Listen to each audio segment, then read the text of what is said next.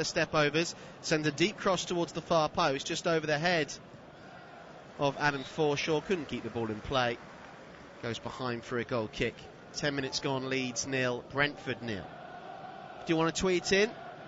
Get in touch via @TalkSport Live this afternoon. Let me know where you're listening from today and who you're supporting on this Sunday afternoon, what you're up to with your weekend, and where around the globe you're enjoying Premier League football. News of a goal for Tottenham. They lead Norwich City by 1-0. Lucas Moura with the goal. So Spurs 1-0 up against Norwich. Really good start so far for Antonio Conte. And life in North London. Life in West London hasn't been too bad for Brentford. They are a point ahead of Leeds going into this game in the Premier League table. Ball worked into the box for Bryan Mbeumo, but he can't direct his shot on goal. And it goes behind for a goal kick. It was a nice move by Sergi Canos, linking up well with Ethan Pinnock. When the cross came in, Mbeumo got ahead of his man Liam Cooper, but fired well wide. In fact, Liam Cooper's gone down, clutching his knee. I think he might have twisted his knee as he fell to the turf. Might need a little bit of treatment here, the Leeds captain, which is why we've got a stoppage in play. Leeds 0, Brentford 0, 11 minutes gone.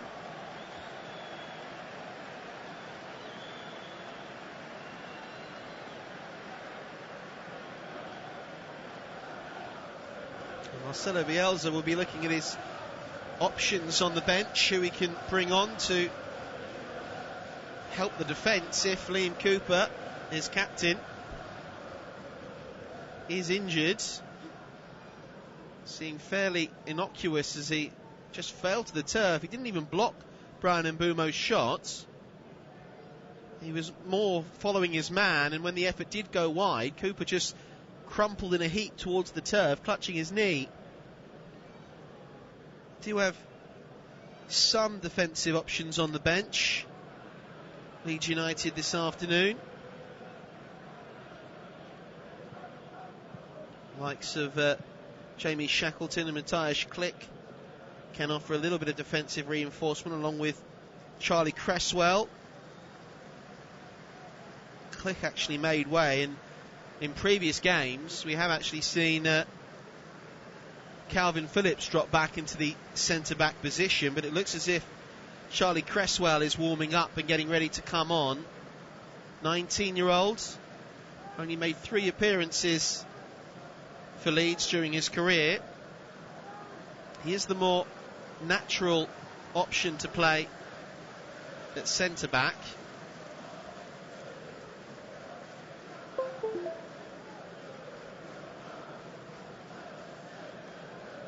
In his Premier League debut, only Premier League started a 2-1 defeat versus West Ham back in September, but although he was warming up, it looks as if Matthias Klich is the man who's taken off his jumper, and it looks as if he will be coming on to feature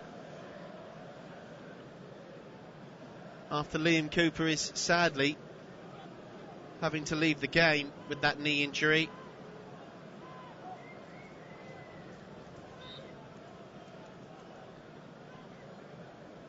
He's limping off down the turf. I thought it was a knee injury, but he's holding the back of his leg. I'm just wondering if he's pulled his hamstring. Leeds haven't made the change just yet, so they are temporarily down to 10 men. Calvin Phillips is slotting back into the back 4 for Leeds. Matthias Klich is taking off his jumper again now, putting it back on. I can't tell what the change is going to be honest. Wonder if Marcelo Bielsa has changed his mind, because Klich had his jumper off, all in his Leeds strip, ready to come on, and then he's been told to sit back down. So temporarily Leeds are down to 10 men. Calvin Phillips slotting into defence. Now the change will come.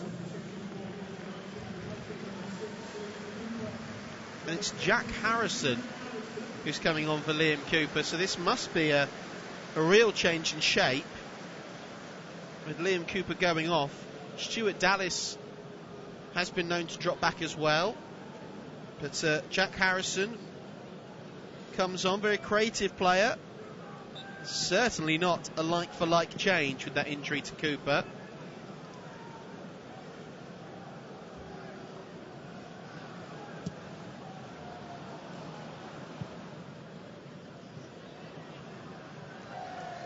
Ball goes out for a goal kick after that move breaks down. So Jack Harrison coming on to replace the injured Liam Cooper.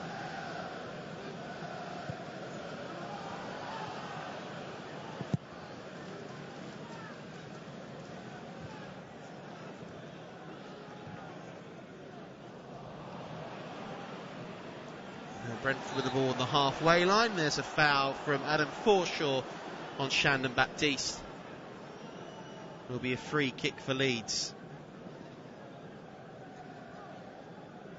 Confirmation Liam Cooper replaced by Jack Harrison. £11 million from Manchester City after being on loan in the previous 3 seasons. Ball forward by Charlie Good is intercepted. Might break here for Brian Mbeumo. Just eased off the ball with the strength of Junior Firpo. Ball cleared upfield, finding Tyler Roberts. That's been kept in play, has it, by Charlie Good. No, he's knocked the ball out of play for a throw-in, so Leeds will get the throw when play resumes. Leeds 0, Brentford 0. 16.5 minutes goal, but news of that goal at Tottenham between Norwich and Spurs. Your commentator is Tim Long.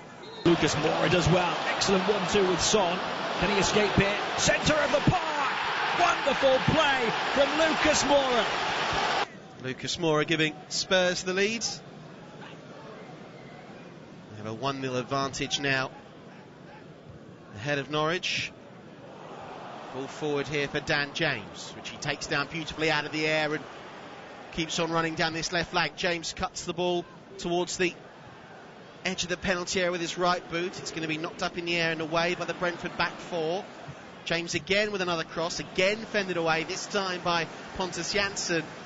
Heads the ball straight out of play for a throw-in, finding touch with a strong defensive play. Leeds do possess a lot of attacking quality.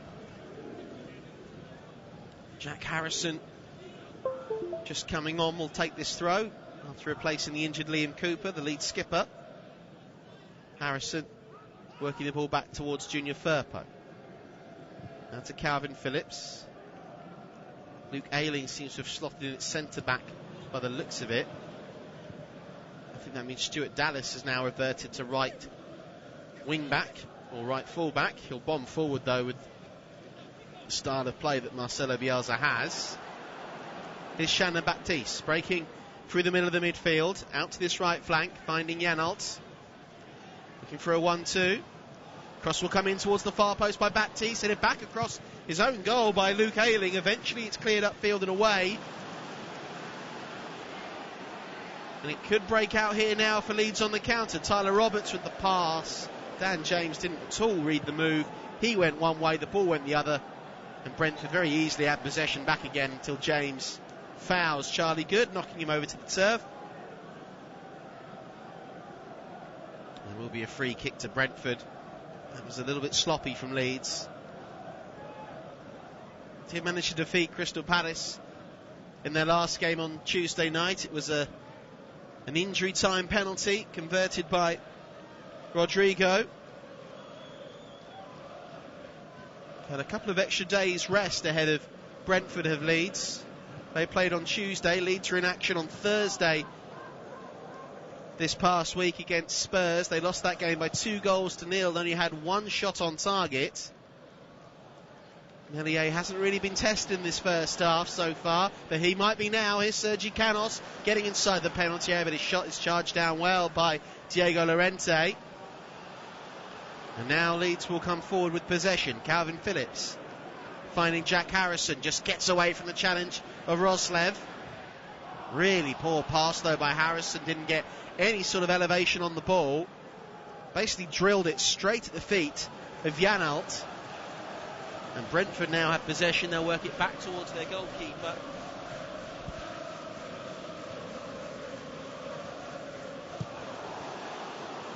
Put under a bit of pressure here, Alvaro Fernandez eventually makes his pass.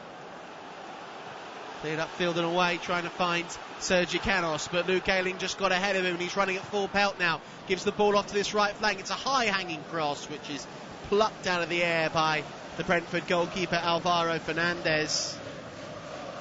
Little burst of pace from Luke Ayling to try and launch the counter-attack. Cross they didn't quite work out the way they would have wanted.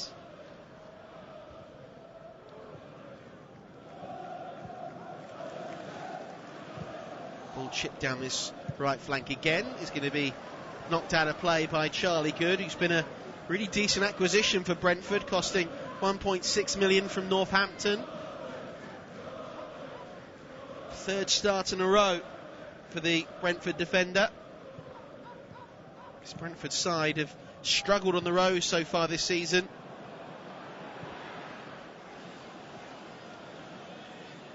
Under the cosh a bit at the moment. Stuart Dallas with a cross towards the far post. No one is there.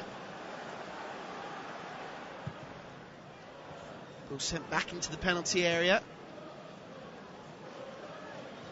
He'll come back out here for Calvin Phillips. Now from the left flank, Jack Harrison with a low cross. That's cleared away from danger. The near post. Once again by Charlie Goode. Brentford with one win in their last 7 games. They've lost 5 of those during that 7-game run. Had lost one of their opening 7 Premier League games this season, with 3 wins and 3 draws coming into this match. Away from home though, 7 sides have taken more points away from home this season than Brentford. They have 9 points on the road, 2 wins and 3 draws, losing 2. Kept clean sheets in 4 of their last 10 league away games. Leeds have been notoriously low scorers though so far this season, just 13 goals so far under Marcelo Bielsa. Just in comparison, scored 13 goals in 14 Premier League games this season. They scored 12 in their final 4 of the last campaign. Have been missing the likes of Patrick Bamford. He is back on the bench this afternoon though.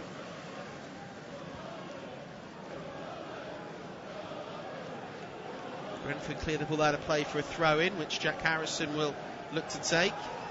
A reminder, it is 0-0 between Manchester United and Crystal Palace, and it's 1-0 to Tottenham taking on Norwich this afternoon. Leeds with the throw here, just a couple of yards away from the left corner flag. Just touched back down to the feet of Jack Harrison.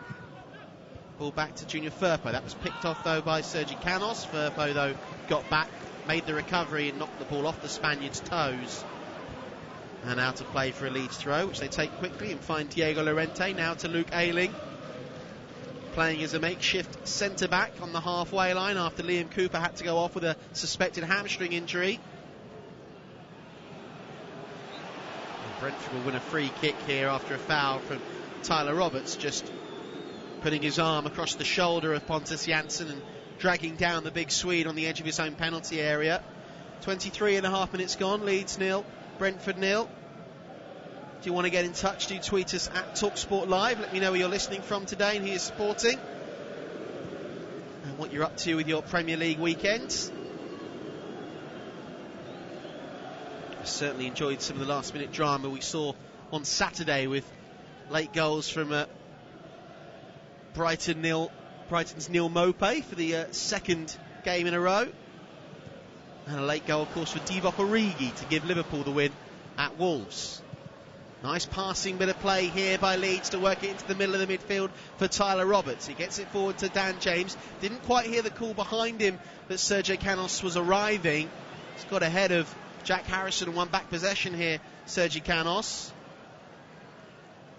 Loose ball will break away from Canos and now show his strength. It takes a tumble from Dan James. Dan James just wins the ball back coolly, tries to play a pass. That's intercepted by Charlie Goode. His through ball trying to release Brian Mbeumo is cut out. Collected by Diego Llorente, and suddenly this game has a bit of pace to it. Brentford, though, largely sitting back and looking to hit Leeds on the counter.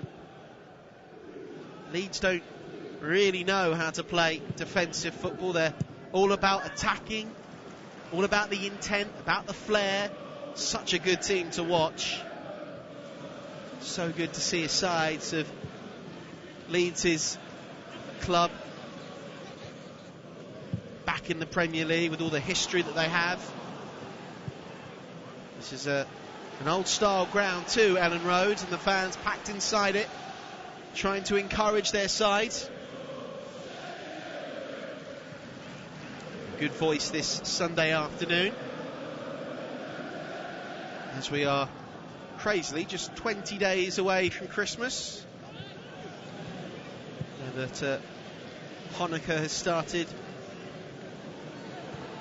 as well, getting into the festive spirit.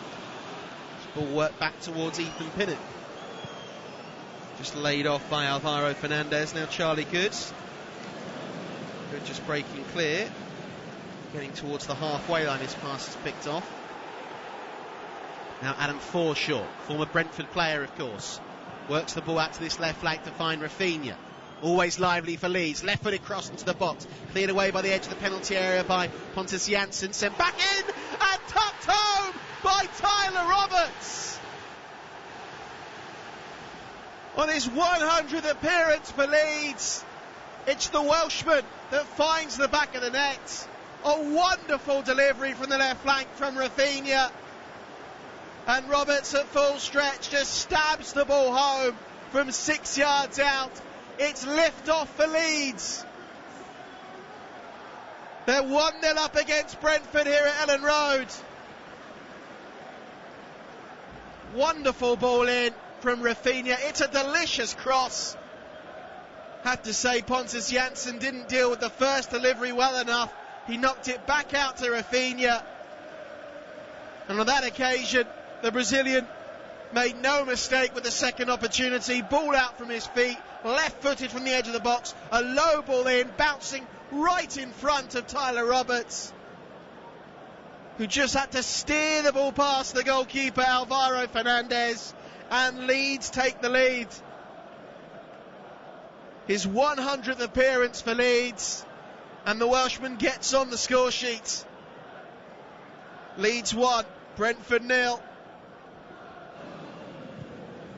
Tyler Roberts with his first goal of the season.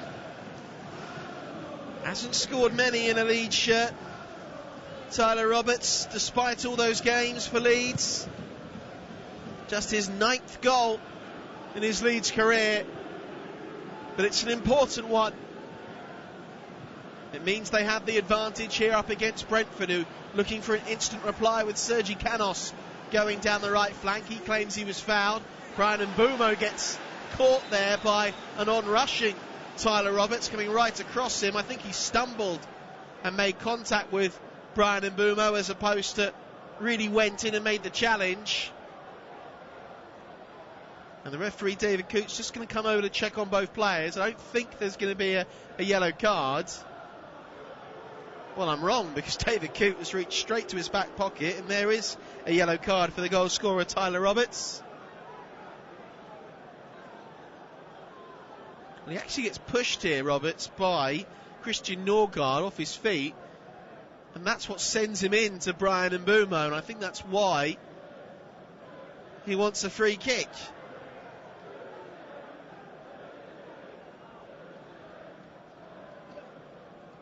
Instead it's going to go the other way, and the Welshman has picked up a yellow card. Does seem slightly harsh, not really short. Tyler Roberts was in full control when he made that challenge. He was just knocked off balance by Christian Norgard. So Brentford will have a free kick midway inside the Leeds half, just out to the right flank. 5 yellow Brentford shirts awaiting the delivery on the edge of the box. Left-footed, sent in by Vitaly Janelt. It'll bounce down in the penalty area, chested down by Charlie Good. Appeal for handball from the supporters. Falls on deaf ears of the referee. And Brentford keep possession. Ball whipped back in by Ethan Pinnock. Headed back towards goal. very strongly by Junior Firpo. And Ilya Meslier will take his time before rolling the ball out to this right flank with a throw. Good distribution from the Leeds goalkeeper. Now a ball forward by Luke Ayling, finding Dan James, chests the ball down, there's appeals for handball. James will carry on though, lay the ball off to Roberts. Roberts shoots again and it's pushed over the bar by Alvaro Fernandez. Had to get a strong palm on the ball. There's a really nice searching pass forward, lofted over the top of the defence. There was an appeal for handball from Pontus Jansson. And the rest of the Brentford back three, before he gave the ball off, Dan James, to Tyler Roberts to let fly from the edge of the box. Well saved by Alvaro Fernandez. Just a fingertip save to push it over the bar. Corner here for Leeds, right-footed. Send towards the far post. Fernandez Kane didn't get there, and he's quite fortunate that the ball just bounced off of Diego Llorente and took a touch behind for the goal kick. Because Alvaro Fernandez came off his line trying to claim the ball and found himself in no man's land. And he not got the touch to knock it onto Llorente. I think Llorente might have had a simple header back across goal to cause real problems for Brentford. They trail by a goal to nil with 31 minutes gone. Tyler Roberts trying to put Charlie Good under pressure. Rolls the ball back here to find Pontus Jansson. And Brentford trying to play out from the back. They're being pressed high here by Leeds up the field. Brentford winning back possession after Leeds made an interception. Now Stuart Dallas has the ball. He lifts it over the top looking for Tyler Roberts. They're appealing for offside, and it was safely headed back by Charlie Good into the arms of Alvaro Fernandez, who now has conceded 11 goals in his last 6 and a bit games. Had to come in after the injury to David Raya. Did manage to keep a clean sheet though in the 1-0 win over Everton last weekend. Brentford in danger here of suffering back-to-back defeats. Now here's Brian Mbeumo. Out to this right flank. Moves kept alive by Mads Roslev. Roslev with the cross. Straight towards Ilya Meslier. And the Frenchman once again just bowls this ball out one-handed with the throw, trying to find Dan James. He jumps into Ethan Pinnock a little bit late there, which is why the referee has given a free kick. Just a little bit too over-enthusiastic there, Dan James putting himself about. There's Tyler Roberts though in his goal that separates the two sides. Leeds 1, Brentford 0.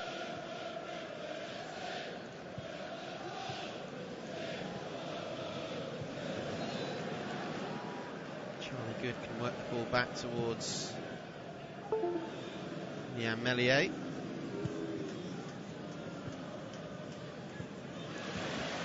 Eventually the ball goes out for a throw on this far side.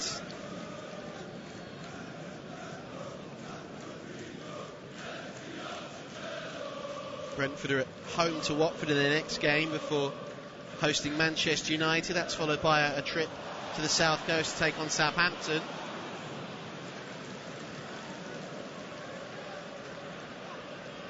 Brentford, though, disappointingly from their perspective, failed to win any of their last 7 Premier League games when conceding first. They've gone on to lose 6 of those matches and only draw 1.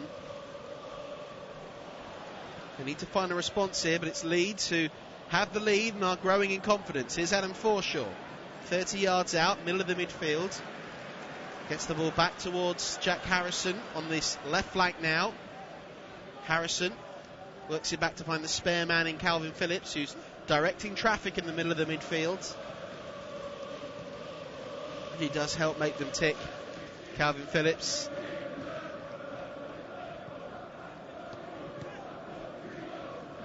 Here's Junior Firpo.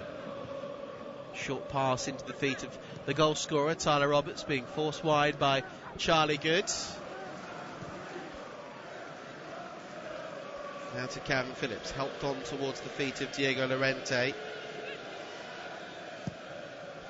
Leeds have a really difficult run of fixtures coming up after today. Away to Chelsea, Manchester City and then Arsenal at home. They really do with the 3 points here this afternoon as Ethan Pinnock plays the ball off of a tough tackling and hard battling Raphinha, who got the assist for the goal for Tyler Roberts. Really dangerous cross from that left flank, right in front of the goalkeeper, and it was Roberts who arrived late into the penalty area, edge of the 6-yard box, just touched the ball home with the toe of his boot to give Leeds the lead.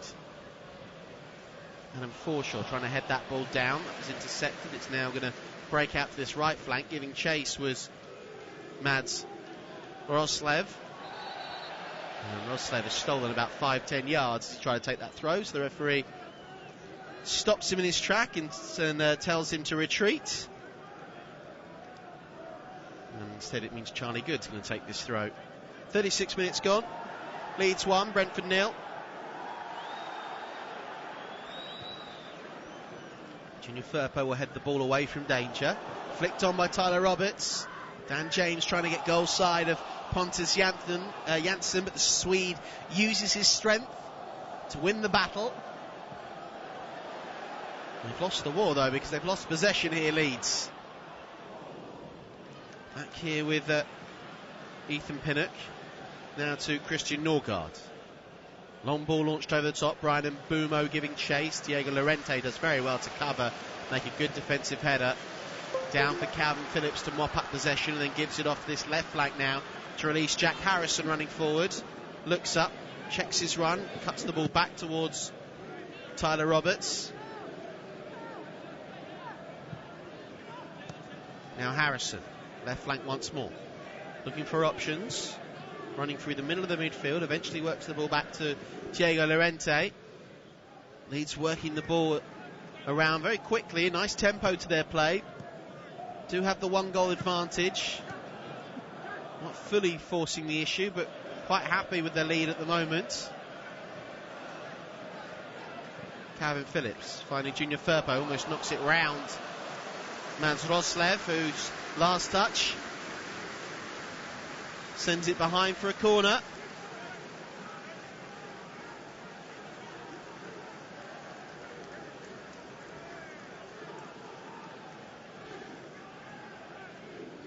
First corner of the afternoon for Leeds.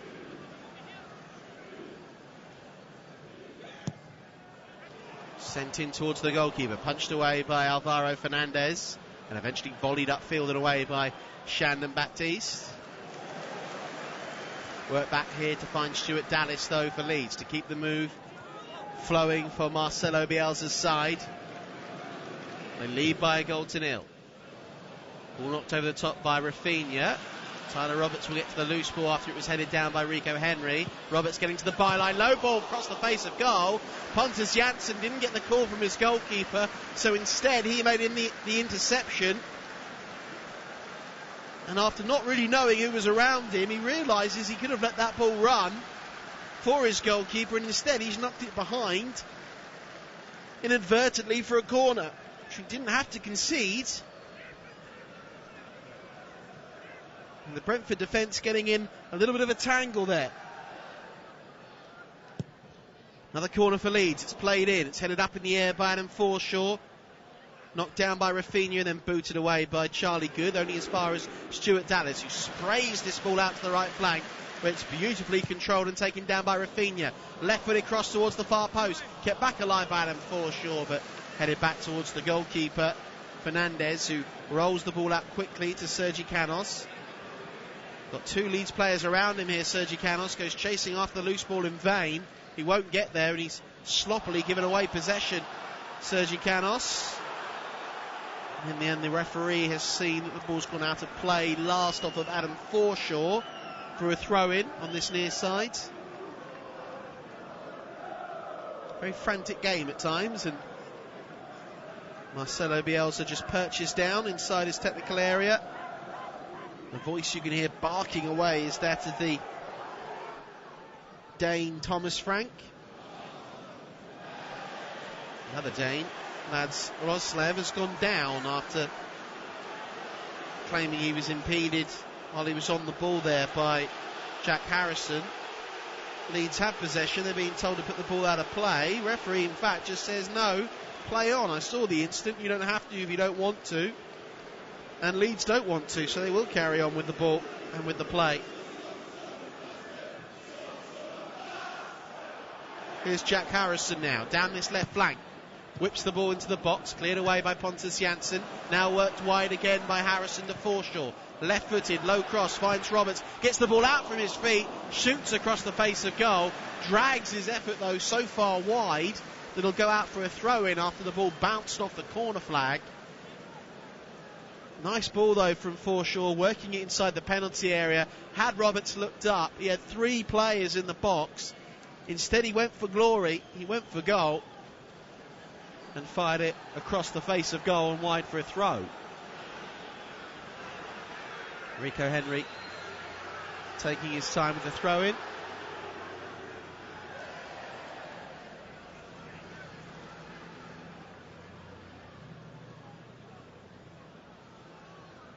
Out to this right flank now for Leeds. 41 minutes gone. Leeds 1, Brentford 0. Tyler Roberts with the goal for Leeds on his 100th appearance for the club.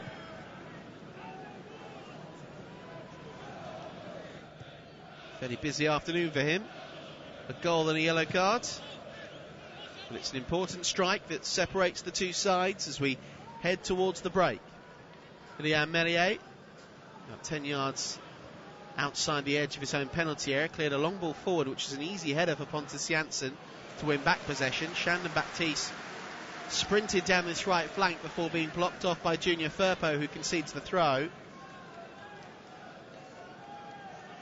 And Brentford will have possession here with this throw in. Charlie Goode will rub the ball on his jersey to get it clean, just so he can get enough grip to maybe launch this ball long into the box. Instead he sends the ball down this right flank. He bounced the ball into the turf. Roslev hasn't kept that ball in, though. It won't matter despite the half-hearted appeals for a foul throw.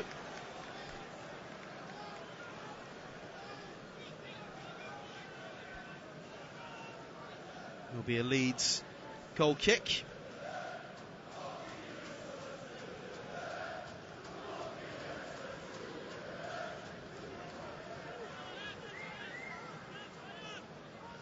Meslier will just play out from the back here and find Junior Firpo.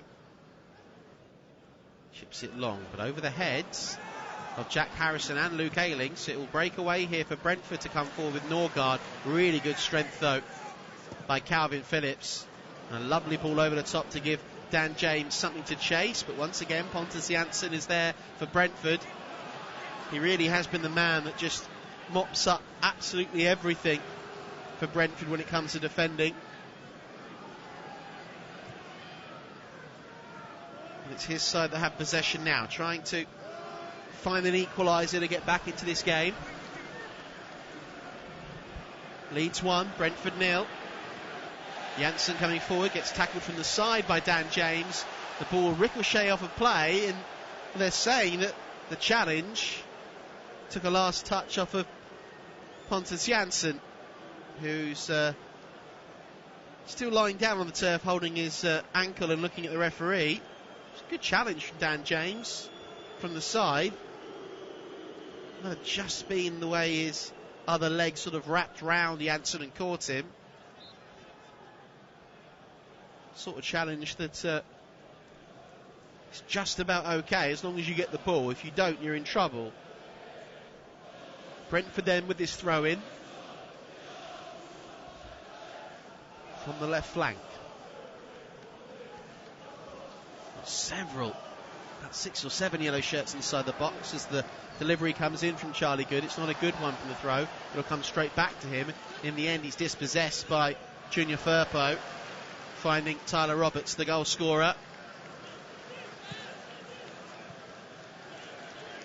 Nice bit of play to work the ball back. And eventually winning a free kick. Just 2 shots on goal from Leeds, 1 from Brentford, but the one that mattered was from Tyler Roberts, just toe poking the ball past Alvaro Fernandez. We've got a minimum of 3 minutes added on time in this first half. I think a large dose of that is because of Liam Cooper having to come off with a hamstring injury. Here's Jack Harrison, who was the man that came on to replace the Leeds skipper. His pass finding Calvin Phillips, cries of shoot from 25 yards out as he just turns away from his markers and eventually works the ball wide to the feet of Dan James, tries to go past Mads Roslev. James though manages to hold on to possession, finds Calvin Phillips, he looks up, he will shoot, but his shot will go over the bar and behind for a goal kick. It opened up for Calvin Phillips. I do wonder if he just got seduced a little bit by the cries from the crowd to have a shot on target. Slightly wayward effort, which went well over the bar. Half-time scores will start trickling in the 2 other games between Manchester United and Crystal Palace, and Tottenham taking on Norwich. As it stands, Manchester United being held to a 0-0 draw by Crystal Palace, and Tottenham 1-0 up against Norwich.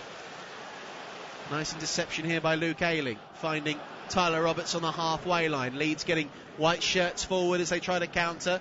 Brentford, this sea of yellow, just rushing back to try and defend.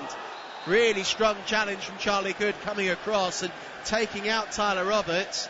It'll be a free kick and a yellow card, both of which Charlie Goode disagrees with. Just came through the sides there of Tyler Roberts as he tried to get the ball, Charlie Goode. It was a robust challenge. Just taking the legs out from Tyler Roberts from beneath him there, Charlie Goode. And it is a yellow card for the Brentford defender. And a free kick here that Brentford really didn't need to give away. Raphinha will fancy it from the left side. He'll fizz this ball in nice and hard towards the far post, but it won't find the pint-sized Dan James at the far post. Instead it will just roll out of play on the far side for a throw-in. Marcelo Bielsa perches down on his haunches, just inside his technical area. Wonder what he will say at half-time to this Leeds team that have, in a tightly fought game, managed to take the advantage through Tyler Roberts.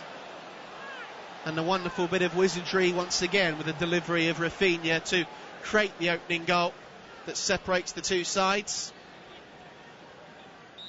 Thomas Frank really feeling the absence of Ivan Toney today up front. They've been largely toothless in their attacks, and it's Leeds who go into the break ahead by a 1-0. Tyler Roberts just stabbing home Raphinha's cross from the left flank after the initial clearance from Pontus Jansson came straight back to the Brazilian. Roberts with the goal on his 100th appearance for Leeds. It's the Welshman's strike that separates the 2 sides here at Elland Road. At half-time, it's Leeds 1, Brentford 0. I'll be back with you in about 10 minutes' time for second half commentary. Until then, to round up all the half-time scores, it's back to Alex Crook and Paul Parker, who are watching Manchester United versus Crystal Palace at Old Trafford. Here to tell you about a new soccer podcast called Week in the Tackle with me and Brian Dunseth. That's right, Tom. Well, join us for new episodes every Monday as we argue about all the top soccer stories we think are worth tackling. Plus, we'll welcome the occasional guest to join in on the debate. Strong opinions, big stories, no agenda. Week in the Tackle, available on Mondays from wherever you get your podcasts. If it's a big story in soccer, we'll tackle it. Got an unquenchable thirst for sport? Get up to speed with the day's biggest sports stories with the Talk Sport Hit. Crammed full of the latest team news, big match previews, and discussing the day's hottest topics. They're improving week in, week out. Plus, get all the latest results and full fan reaction to the biggest events in world sport. It's a wonderful goal! Satisfy your thirst for sports news with the Talk Sport hit. Subscribe now on Acast, Apple Podcasts, Spotify, or wherever you get your podcasts. Welcome back to Premier League Live half-time in the 3 games that kicked off at 2 o'clock UK time. Manchester United 0, Crystal Palace 0 in our main commentary game. No goals yet for United despite dominating the first half in Ralph Rangnick's first game as manager. What about the other 2 matches then? We've got Leeds against Brentford and Tottenham against Norwich. Here's the best action from the first half in those games.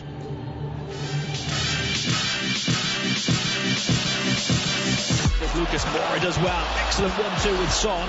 Can he escape here? Centre of the park. Wonderful play from Lucas Moura. He plays the 1-2 with Son. Electrifying change of pace. 25 yards out. Right down the centre. Drilled it like a rocket towards the top corner past the outstretched hands of Tim Krul. Left-footed cross into the box. Cleared away by the edge of the penalty area by Pontus Jansson. Sent back in and tucked home by Tyler Roberts. On his 100th appearance for Leeds, it's the Welshman that finds the back of the net. Yeah, much maligned at times, Tyler Roberts, by the Leeds United fans, but he scored his first Premier League goal at Elland Road. Leeds United 1-0 up against Brentford. Lucas Moura, meanwhile, only his second Premier League goal scored from outside the penalty area, his first since netting against Fulham in August of 2018. That gives Tottenham a narrow 1-0 lead against the bottom club Norwich. Half-time at Old Trafford, Paul Parker. Manchester United 0, Crystal Palace 0. They dominated possession, United. But does Ralph Rangnick need to be brave here and maybe take off Scott McTominay and bring on a more progressive midfielder, shall we say? I would say yes. I'm going to say that. If I was in a position, it's about making those decisions, and that's why they get the top money for it. But you've got to say that having 2 holding midfield players at this current moment against Crystal Palace, I would say no. It's not working in that sense. It's the best they've been. They're in control of it. They've got a way of playing now. They've got a set pattern in this game. I think they just need to tweak it and add that little bit more of add a little bit of surprise in their game. At the moment, you know what's going to come next. 66% possession for United to Palace's 34, 12 shots to Palace's 5, 2 each on target, 7 corners for Manchester United to Crystal Palace's 1. But it's just that creative spark that's lacking, isn't it? It certainly is. And you look at Fernandes and you think, yeah, he's looking for something, but you need something else as well. You can't just be one-dimensional what you're doing. Everything seems Fernandes, and he's trying to find Ronaldo, and all of a sudden Ronaldo is trying to find Fernandes. You know, they respect each other's ability and quality, but they need another player in there who can maybe do something else, and just someone who might be able to run with the ball in that attacking third. Yeah, 0-0 then between Manchester United and Crystal Palace. The home side's 1-0 in front in both of the other 2 o'clock kickoffs. Coming up later, a fascinating battle. It's master against apprentice. Steven Gerrard taking on his former Liverpool boss Brendan Rodgers as Aston Villa host Leicester. Let's hear from them both. He was a good manager to play for in terms of a personal relationship, so it would have been very naive from my point of view not to try and learn as much as I can or I could from Brendan. I've continued to do that even when we never worked together, because obviously competing against him up in Scotland and also seeing him do so well in the Premier League is certainly no surprise to me. So he's one of many managers that I watch closely, and in my position, when you're new and you're starting out and you're trying to gain that experience, they're the type of people that you do try and learn from. Stephen was brilliant for me as a captain, very inspirational. From the very first day I was there, I've always said he was brilliant, very supportive, had obviously the respect of all the players and everyone at the club for what he'd done, but he never rested on that. You know, he was incredible professional, very focused on his game and making improvements, and he was, even though he was, you know, one of the icons of the league, he was very keen to embrace that change, and for the first couple of seasons I was there, he was absolutely fantastic. So it doesn't surprise me he's made that step going into management. That was Brendan Rodgers and Steven Gerrard. Paul Parker looking ahead to Aston Villa against Leicester. I think most Villa fans are pretty pleased with what they've seen from Steven Gerrard so far. Yeah, they certainly are. They must be, because of what they've been doing. I'm still surprised that he lost his job, Dean Smith, in the manner in which he lost it, because for me it wasn't terrible. But when you get someone comes in and the results he got in his first two, and obviously you've got to look at today as well. You have to say they're on their up. The difference that Vieira made to Crystal Palace is the one that does. First time I saw him, I went, wow, they've got problems. Then all of a sudden they got going, and there's an edge to them. They're more better going forward. We forget about this game at the moment in time, but you look at Villa, and he's added something. And sometimes players just get hold of someone and they really respect them as a player. You earn that respect being a Steven Gerrard. Then you have to do your first team talk, and that's the one that makes or breaks you as that person. And he's gone there and he's going at the moment at a decent rate. I was at Southampton on Wednesday to see Leicester come from twice behind to draw 2-2 at St Mary's. They're 8 points off the top four at this moment in time. What's the realistic ambition for Brendan Rodgers this season, Paul? They've still got to be given everything. They've still got to be chasing to Champions League. He's got to be still looking at. He's got to look to get some run of form, because they have been so inconsistent. You can't keep talking about injuries and that anymore. Football allows you to have Premier League does certainly, to have a big squad. So your Leicester City, you've got a bit of money there to spend. You've got a lot of quality players, and you have to get on with it and deal with it. That's what everyone has to do.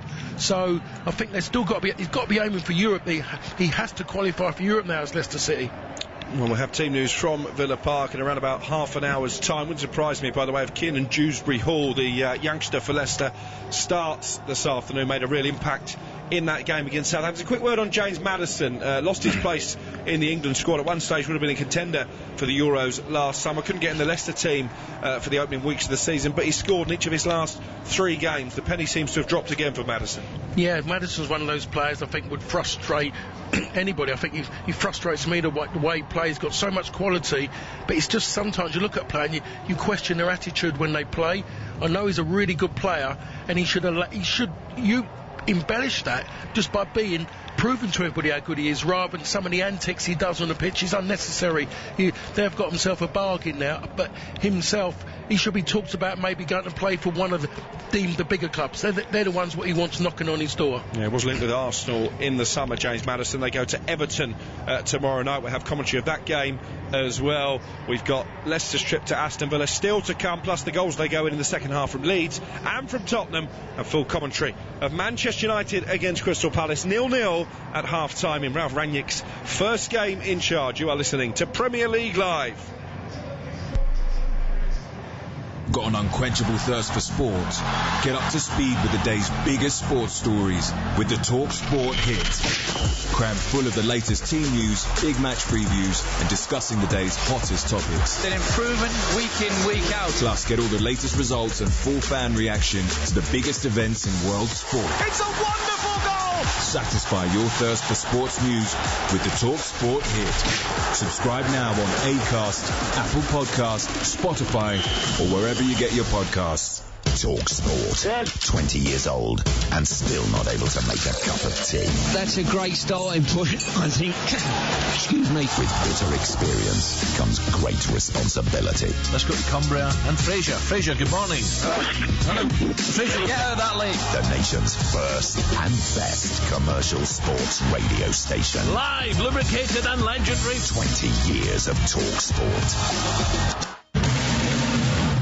Previously on White and Jordan. This is rewarding mediocrity. No, it's not. It's the exact opposite. Two towering giants of sports media. He's got COVID-19. He's got Newcastle wanting to sue him. He's got broadcasters pulling money out of deals left, right and centre. You wouldn't want to fly with this guy, would you? Jim White and Simon Jordan. Double trouble, daily drama and searing debate. Continues weekday mornings from 10 on Talk Sport. 20 years of Talk Sport. Gentlemen, good evening.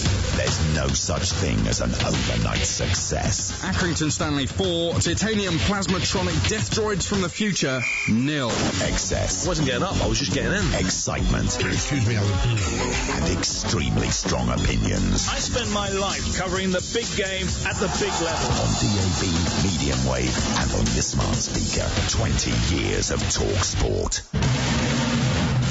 Previously on White and Jordan. If you haven't bought, owned, managed, sold a player, managed a football club, sat in a boardroom, sat in a dressing room, what exactly do you know? 100% engagement.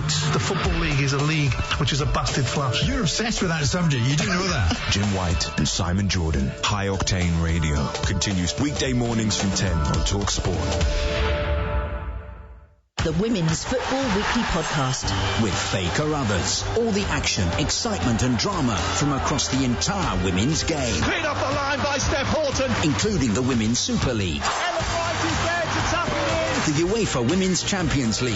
Lana Cleland striking from outside the penalty area. And the Euro 2021 qualifiers. On the edge of the area to Emsley. And Emsley's going to finish it off. Plus, all the home nations' international friendlies. Lucy Bronze with the strike from the edge of the penalty area. World-beating big match conversation. There's Jodie Taylor. Subscribe now to the Women's Football Weekly Podcast on Acast, Apple Podcast, Spotify, or wherever you get your podcasts.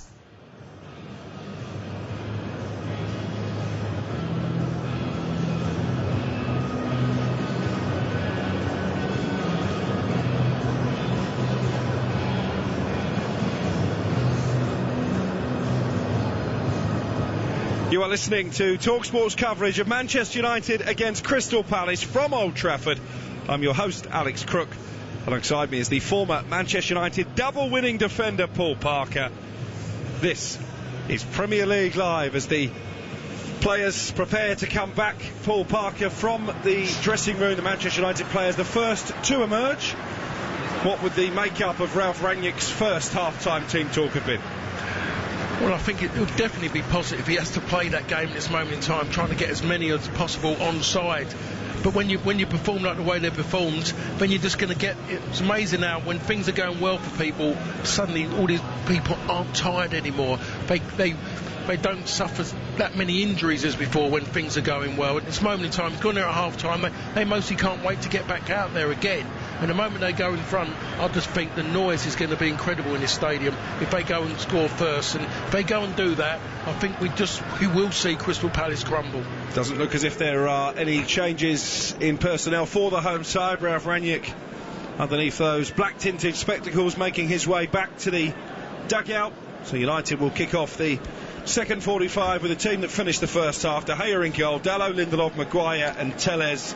A midfield four of Fred, McTominay, Fernandes and Sancho, and Rashford in support of Cristiano Ronaldo up front. We await the Crystal Palace players. They have scored 4 goals from substitutes, Crystal Palace, this season, so Patrick Vieira's second half changes could yet be crucial. And belatedly, the team all in yellow do make their way back out once again.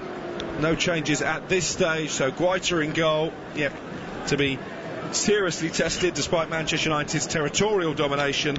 Klein, Tompkins, Guehi and Mitchell in defence. Schlapp, Coate and Gallagher in midfield.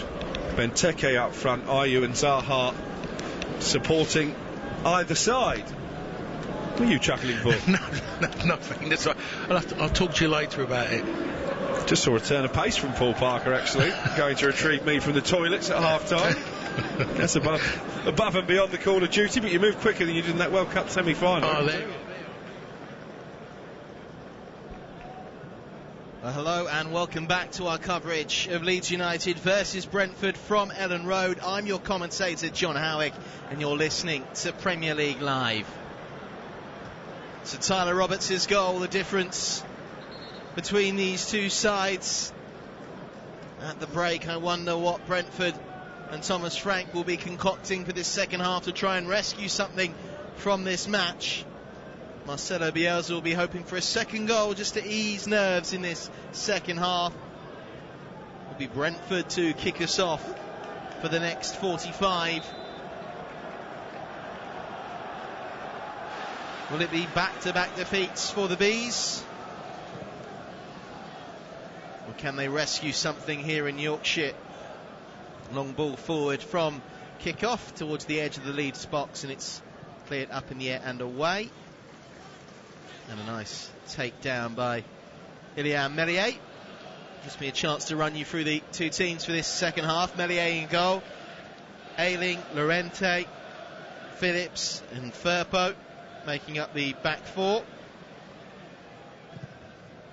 And then it's Forshaw, Harrison and Dallas in the middle of the midfield, with Raphinha, James and Tyler Roberts in the attack for Leeds.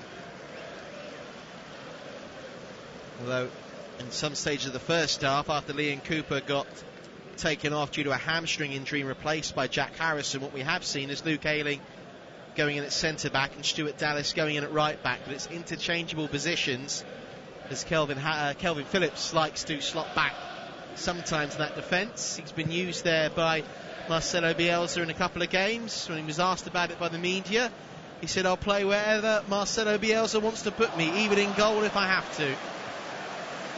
Here is Junior Firpo bringing the ball away after a wonderful bit of skill from Stuart Dallas to create the pocket of space. The ball forward though by Firpo is hit back hard towards the halfway line. Now finding Raphinha on this right flank. A couple of step overs as he tries to bamboozle the Brentford defence. Rico Henry stayed with him stride for stride. Firpo now in the left back position with possession.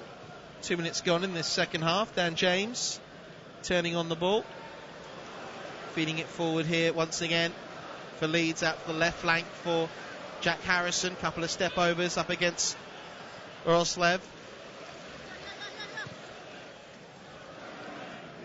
Working the ball back towards the halfway line. Leeds keeping possession. Brentford having to keep their shape.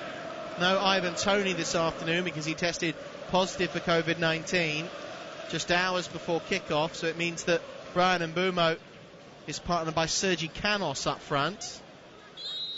Offside flag has gone up though on Tyler Roberts here as Leeds were trying to attack down the left. Will be a free kick for Brentford, who have Alvaro Fernandez in goal, a back three of Good, Janssen and Pinnock. Then Roslev, Baptiste, Norgard, Janelt and Henry. And then it is Sergi Canos along with Brian Mbeumo up front. Mbeumo has 3 goals this season, the Frenchman. Hit the woodwork 7 times so far this campaign, which is the most of any player so far in the Premier League this season. It's Luke Ayling. His pass splits the defence in the midfield and allows them to come forward and break away. Leeds as it stands going up to 11th in the table and actually leapfrogging Brentford by 2 points if they are able to hang on to all 3 here, as Christian Norgard concedes the free kick for his challenge on Adam Forshaw. Christian Norgard has the 3rd most tackles this season, and probably unsurprisingly to hear that he's got the 2nd most fouls, so probably see why those 2 stats correlate together. Another free kick here for Leeds, which has Raphinha licking his lips at from this left flank. He can be such a dangerous distribution of the ball. He sends this one in for Ayling. Wonderful save, one-handed by Fernandez to deny him at the near post with the header. I think he went behind for a corner in the end. Raphinha with a delivery. Ayling just running across the face of goal in towards the near post, and Fernandez with a one-handed save. It was a beautiful bit of goalkeeping to deny the returning Leeds defender. Pushed the ball up in the air and away from goal. Ayling then went after the rebound before colliding with Janelt. Will be a free kick for the Brentford defender.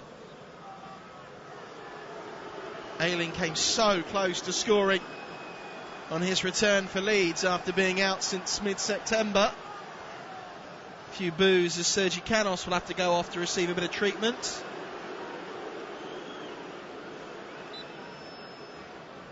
Fernandez will take this free kick just a couple of yards inside his own penalty area. Leeds 1, Brentford 0 with 50 minutes gone here.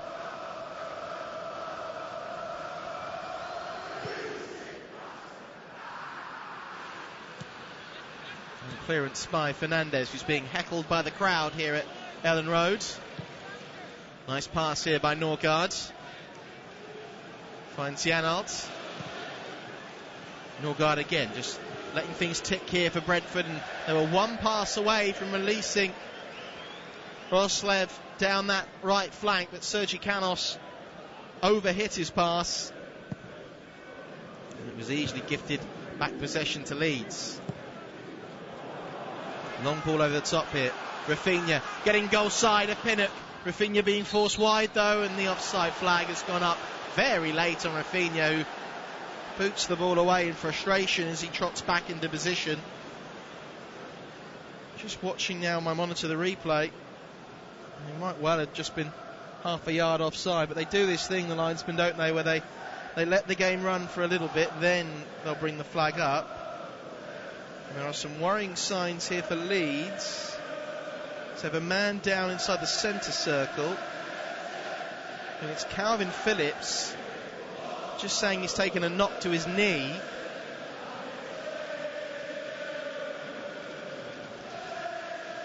I think Marcelo Bielsa will be hoping it's a knock and nothing more.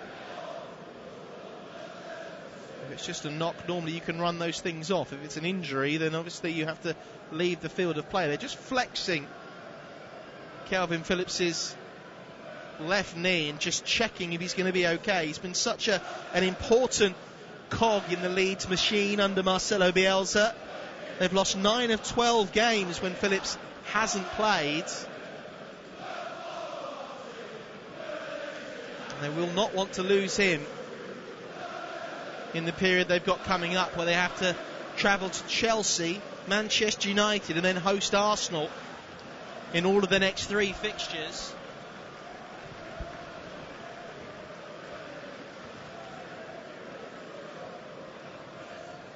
As I see on my replay, the goal for Tyler Roberts, his first of the season. He's had a little bit of criticism, the Welshman, for not really finding the back of the net as much as I'm sure he would have liked to in a Leeds shirt. But on his 100th appearance for the club, gets his opening goal of the season, and one that does give them a vital advantage here over Brentford.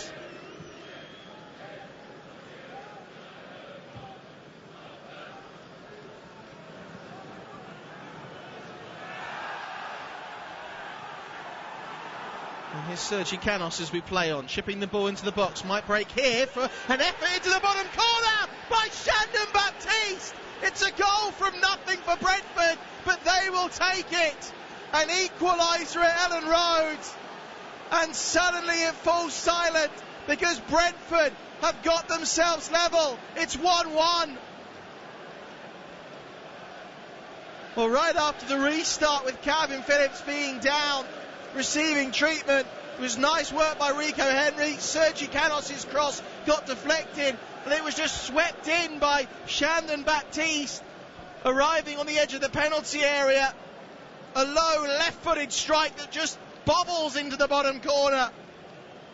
And for all of Leeds' possession, all their dominance of the play, it means diddly squat because Brentford are level. Shandon Baptiste with a wonderful strike. The Grenadian getting on the score sheet.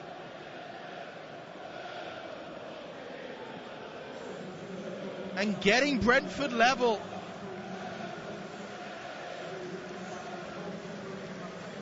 They didn't look like they were going to be able to find a way back into this game.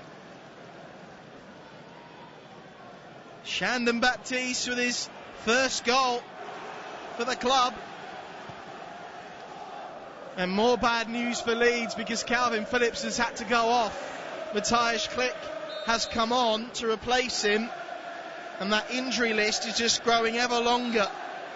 They get Ayling back today, but they lose now Calvin Phillips and Liam Cooper.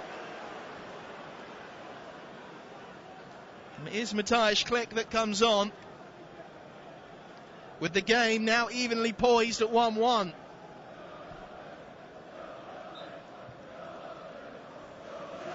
Sergi Canos has picked up a yellow card.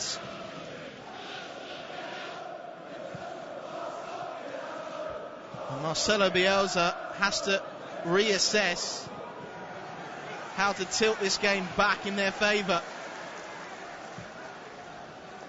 Brentford have been pretty decent away from home.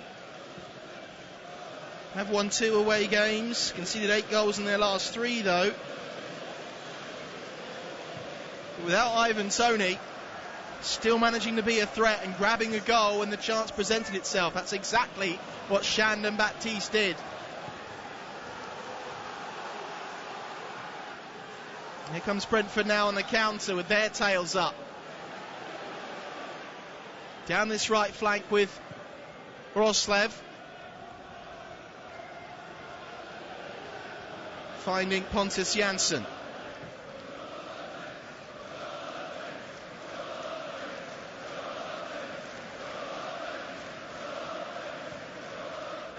Jansson's pass towards Sergi Canos is just booted up in the air and away.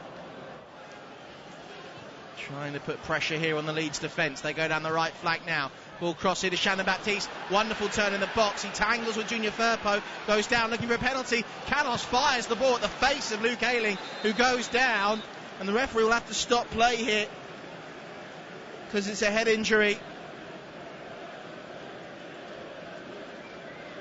He took the full brunt of force there, Luke Ayling, of that shot from Sergi Canos.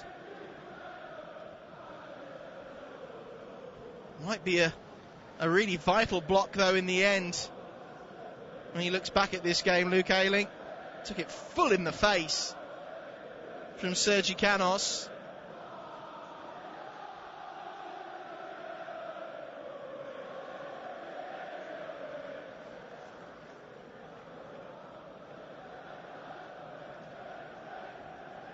The referee is just running over the game so far with some of the players while Ayling's down receiving treatment. 58 minutes gone, Leeds 1, Brentford 1. Here's a reminder so far of how the game has unfolded. Left-footed cross into the box, cleared away by the edge of the penalty area by Pontus Jansson, sent back in and tucked home by Tyler Roberts. Sergi Canos as we play on, chipping the ball into the box, might break here for an effort into the bottom corner by Shandon Baptiste. It's a goal from nothing for Brentford, but they will take it. An equaliser at Elland Road. There we are, 1-1. 58 minutes gone here between these two sides. Luke Ayling just being looked after by the medical team. Patrick Bamford is warming up for Leeds. Could he be the answer to try and tilt the game back in their favour after Shandon Baptiste's strike cancelled out Tyler Roberts' goal? Did think this was going to be a fairly physical and fairly closely fought affair between two sides who never give in. Sometimes they're unrelenting in their work ethic.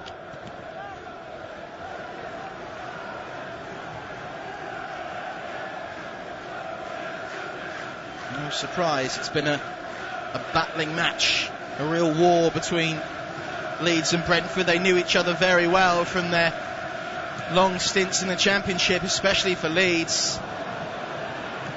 Here's Vitali Janelt finding the goal scorer for Brentford, Shandon Baptiste. They don't make the challenge. Lays the ball off to Sergi Canos. Thinks about trying to curl it. Crosses the ball towards the far post instead, towards Bryan Mbeumo. It's cleared. Only as far here though as Christian Norgard. Out far right to Roslev. Gets away from the challenge and drives to the byline. And the Dane will cross it towards the far post. And Sergi Canos has missed an absolute sitter from just a couple of yards out. The cross was hung up towards the far post. Canos was arriving. All he had to do was get connection on it and divert the ball forward towards the top corner. Instead, he got right underneath it, and somehow from close range, he's headed it wide. Head in his hands at the moment for Sergi Canos. It's that kind of a moment that has gone begging, which could come back to haunt Brentford.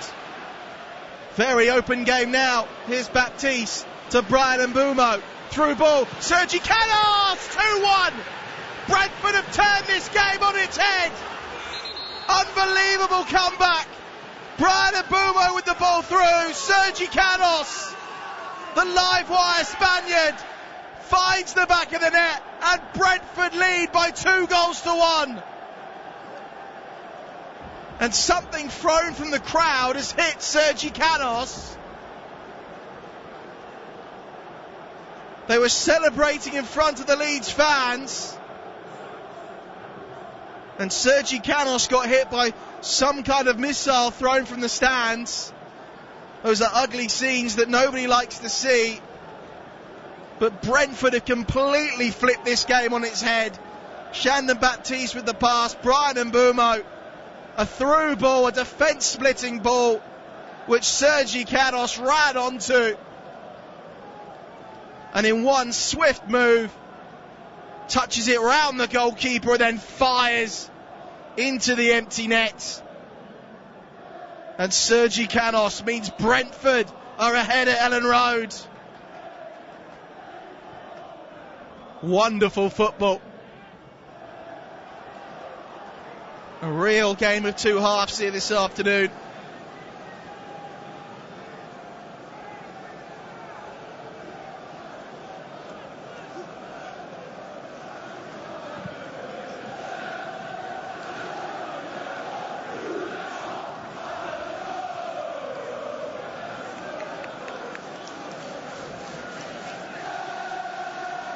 Throw in here for Brentford, who, after being behind from Tyler Roberts' goal in the 27th minute, find an equaliser and then a goal to take the lead, all in the space of 7 second half minutes. Here's Sergi Canos being booed heavily. Raphinha nips in and able to wrestle back control of possession here for Leeds, who are down now by 2-1. Long ball booted forward by Diego Llorente in the direction of Dan James. You must think it won't be long until we see Patrick Bamford. They'll send out the SOS.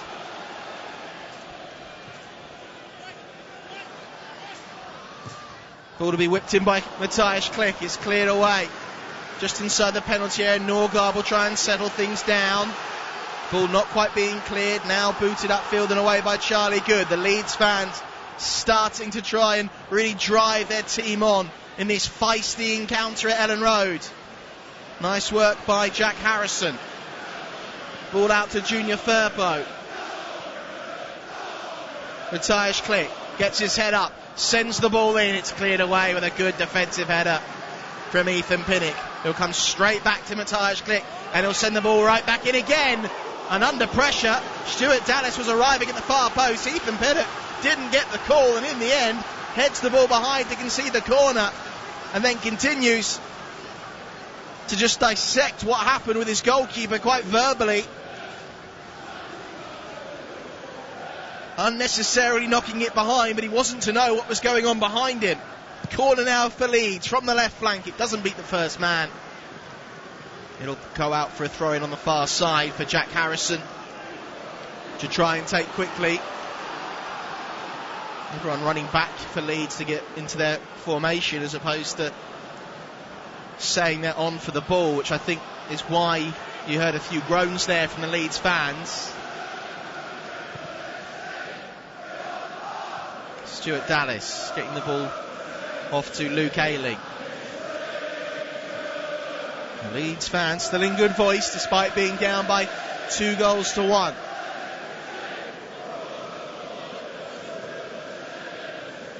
Sergi Canos with the goal. Here's Roberts giving it off here to drive down the left flank from Jack Harrison. His crosses again fended away and repelled by the Brentford defence. Marcelo Bielsa squats down, pondering with his assistant how they can turn this game. Brentford have absolutely flipped it on its head. They were 1-0 down. They were looking out of it. Leeds were looking in control in what was a tight match, but they'd had most of the better chances, certainly more of the ball. Patrick Bamford is warming up to come on. Here's Matthias Klich with an attempted cross that gets deflected and it rolls into the path in the arms of the Brentford goalkeeper Alvaro Fernandez. 65 minutes gone. Leeds 1, Brentford 2.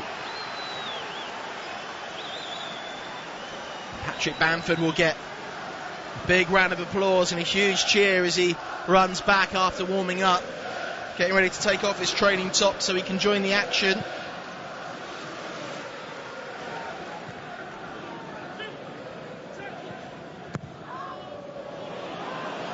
On ball forward.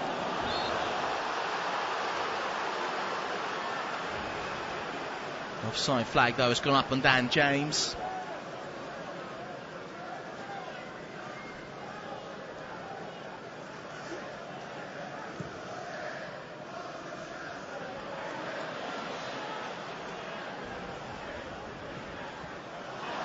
Pass is given away in the middle of the midfield. Sloppy now from Brentford. And Leeds have it back with Adam Forshaw. Matthias Klich in the right back position. Finding Tyler Roberts. A reminder that Tottenham lead Norwich by 1-0. Manchester United 0, Crystal Palace 0. Here at Elland Road though, Brentford have come from a goal down to lead Leeds by 2-1. Here's Raphinha.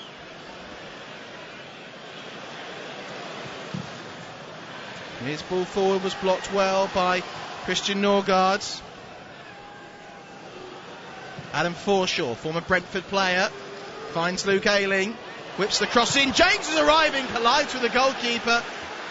James has stayed down. Leeds won a free kick.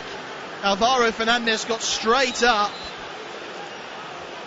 Dan James is down on the turf. I think the free kick is going to go the other way, if anything, because now Alvaro Fernandez has fallen down to the turf, saying he's hurt from that initial challenge.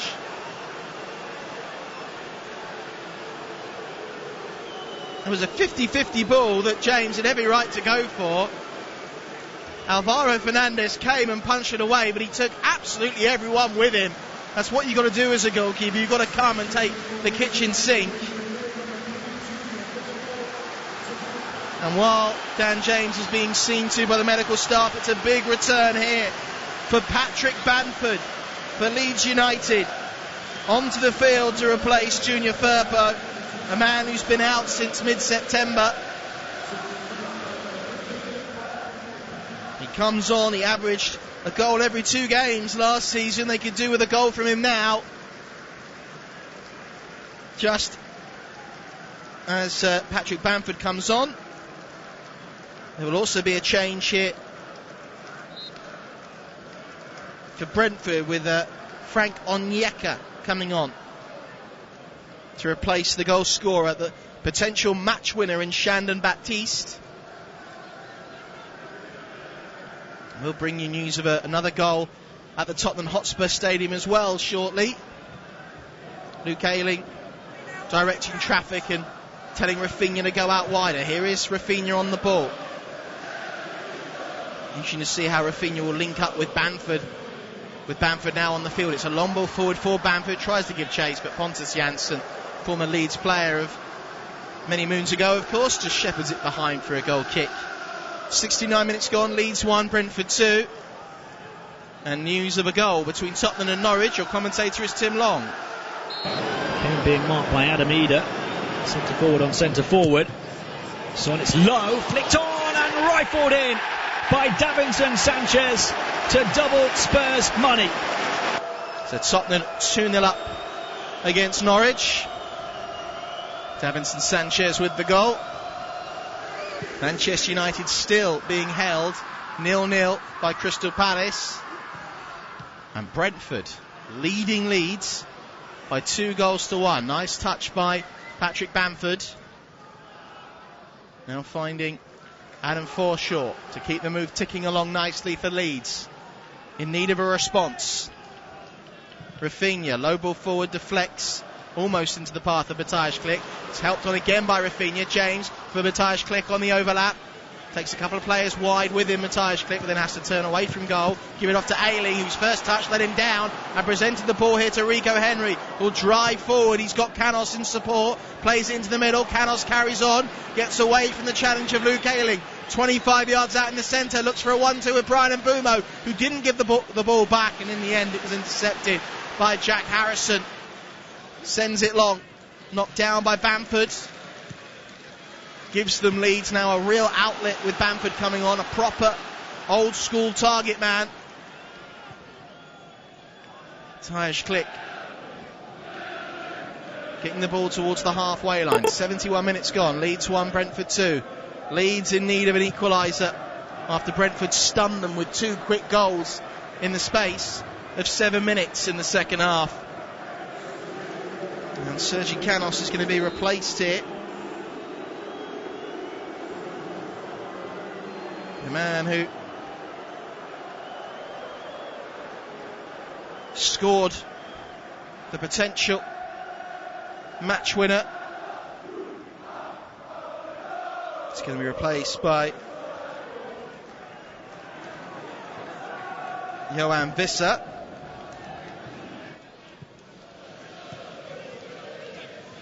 So Visser is on for the final 20 minutes or so. I wonder if he'll get more of a run of games with Ivan Toney out, depending on how long he will be out for, having to isolate with testing positive for COVID-19. Raphinha gets away from 3-4 challenges before being fouled. He then gets the ball off of Janel after the free kick's been given, and things just getting a little bit temperamental here, bubbling over nicely. Raphinha with a delivery in, Bamford can't get anywhere near it. It's far too close to Alvaro Fernandez, who clutches onto the ball and then disappears down to the turf.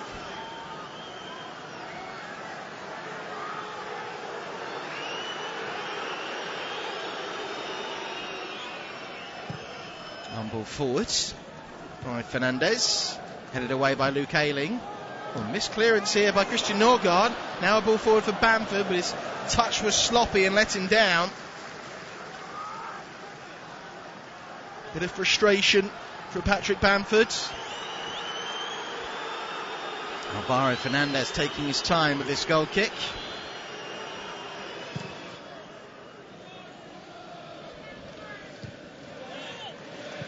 Ball goes out for a Brentford throw on the far side.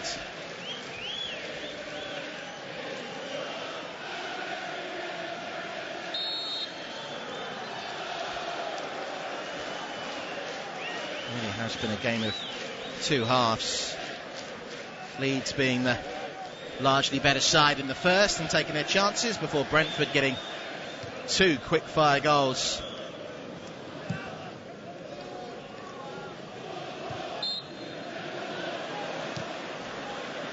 Foul on Adam Forshaw, middle of the midfield.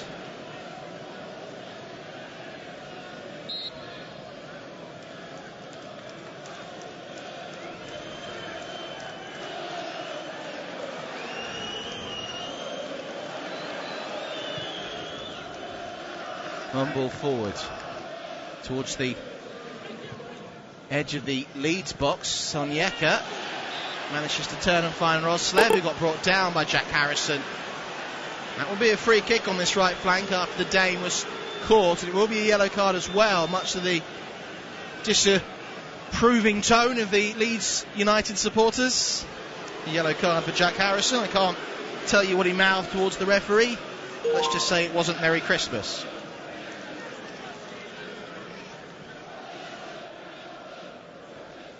Free kick for Brentford. 15 minutes to go. They lead Leeds United by 2-1. What would be a huge victory for Thomas Frank. He's actually won one of 3 fixtures versus Marcelo Bielsa and Leeds, drawing one and losing the other. This ball played in far too close for Ilian Meslier. Simple take for the French goalkeeper. Matthias Klick playing a 1-2 with Luke Ayling as that ball gets moving again, nice and quick.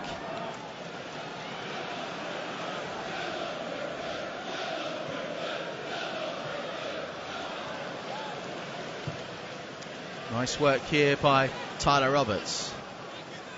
Keep Leeds ticking along.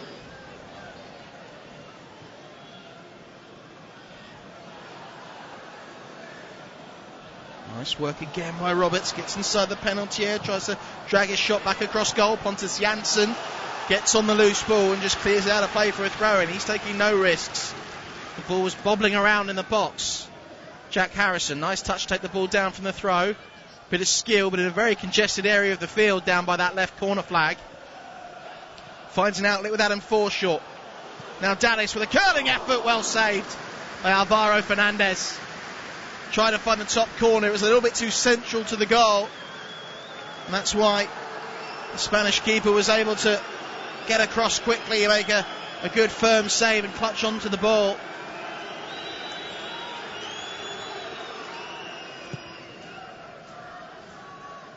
Really need to get Patrick Bamford involved in this game from a Leeds perspective, whereas Brentford just have to keep that ball as far away from their goal as possible for as long as possible. Leeds have had 67% possession in this second half compared to 33% for Leeds.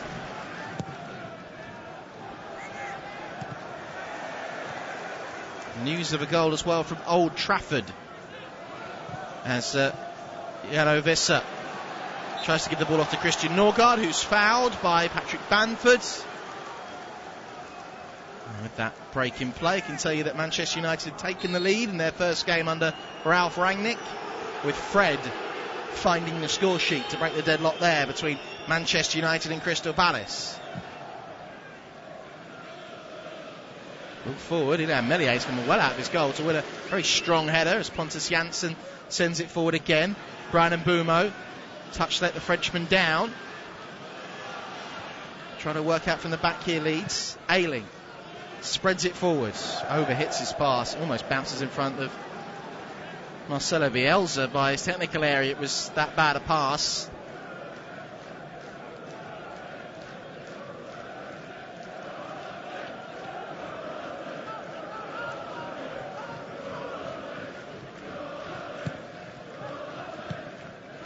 .78 minutes gone. Leeds 1, Brentford 2.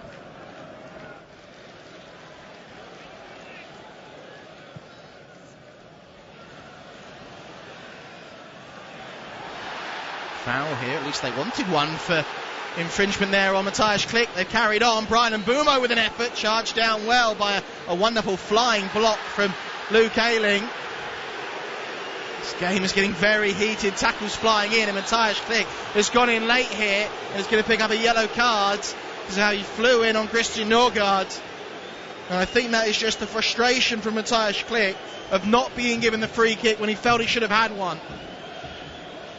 Middle of the midfield, Norgard was trying to make a very quick pass and he just absolutely clattered into him. And Norgard is going to take his time down on the turf. Klich knew exactly what he was doing, just laying in to Norgard. Yellow card for the Polish midfielder.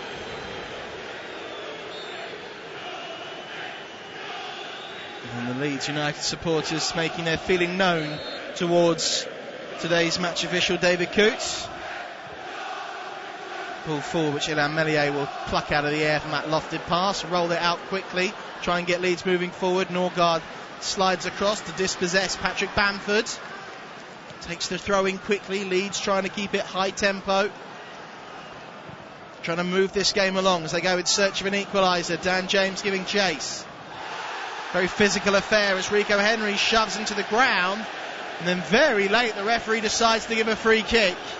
Rico Henry had already got the ball after he shoulder barged James to the ground, had turned around and started sprinting up the field before the referee blew his whistle, gave the free kick, and then gives a yellow card to Rico Henry. Much to his frustration.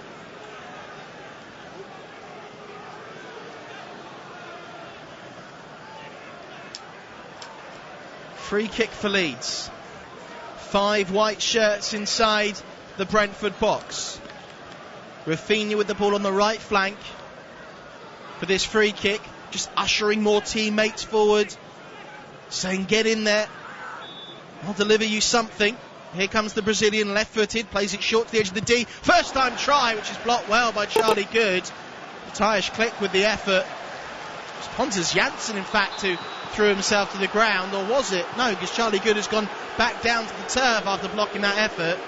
And some of the Leeds fans aren't happy.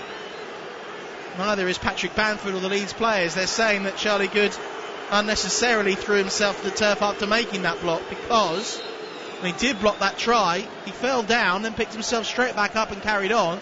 And then when the ball went out of play, that's when he went down and signalled to the referee, "Oh, I'd like a bit of treatment, please." Tensions are high here at Elland Road. Tyler Roberts with a try from 35 yards out, straight at the goalkeeper. Simple save for Alvaro Fernandez, who has 9 minutes to try and hang on to this 2-1 lead. Very weak effort from Roberts in the end.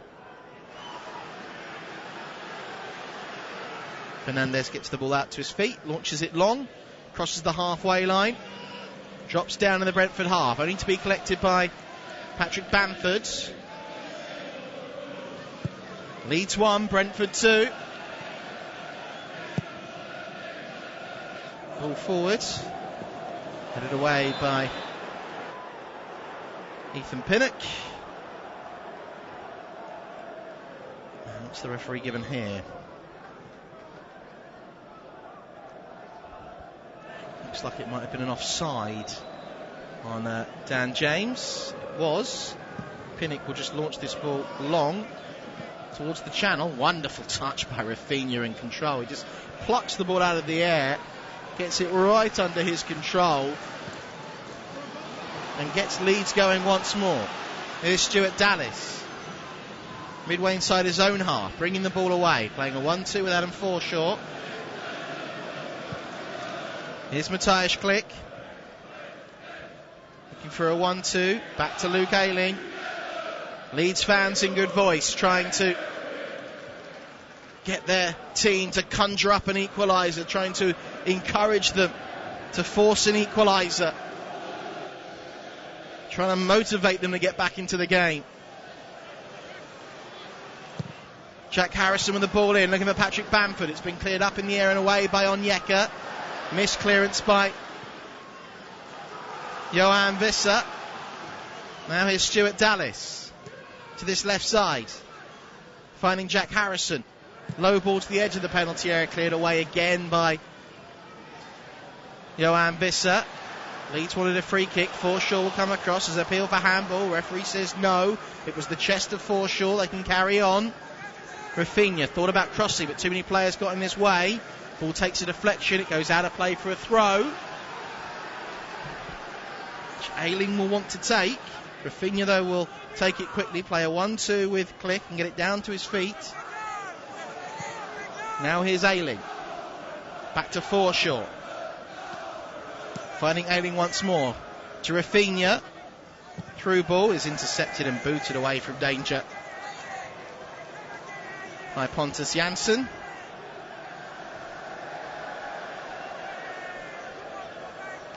Marcelo Bielsa marching up and down his touchline. Wants to see a bit more speed from his team. Such a surprise to see them go down to 2 quick goals in this second half. Credit, though, to Thomas Frank and Brentford.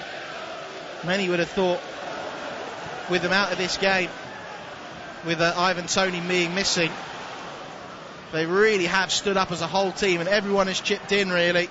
Pull forward here by Frank Onyeka. It's 2 against 1. It's Visser into Brian Mbeumo, and the referee is going to call back here a foul by Raphinha as he tugged down Visser because he knew he was outnumbered, and the Brazilian picks up a yellow card.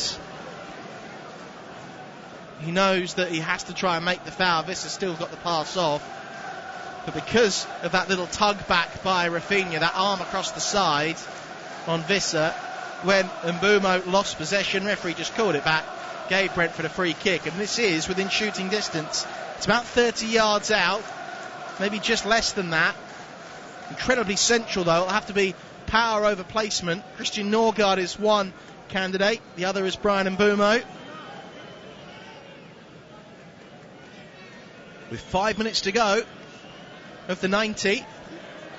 I'm sure going for a goal will be high on the list of options for Brentford.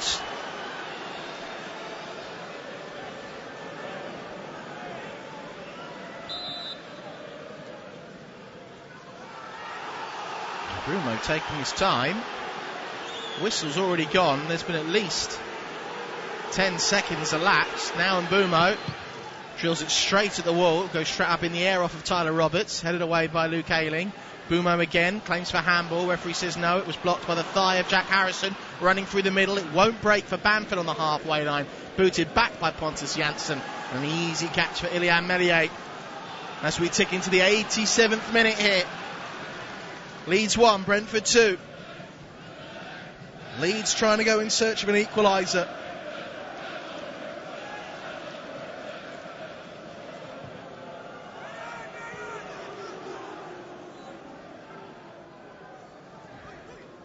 Here's Raphinha on the right flank. Gave the ball away though in the middle of the midfield. Forshaw tries to dispossess Jano Visser. Wonderful skill, but the pass is what let him down. That final ball to release Bryan Mbeumo. He went left, but the ball went right. Couldn't find the Frenchman in the end.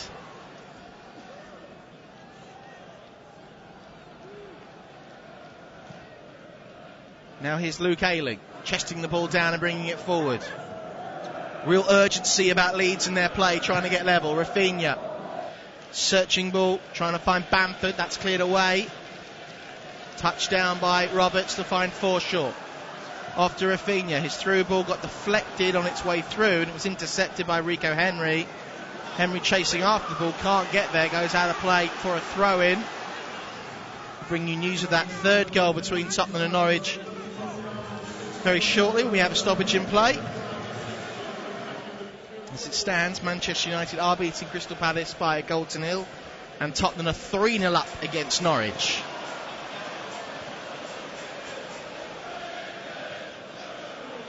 Here's Diego Llorente.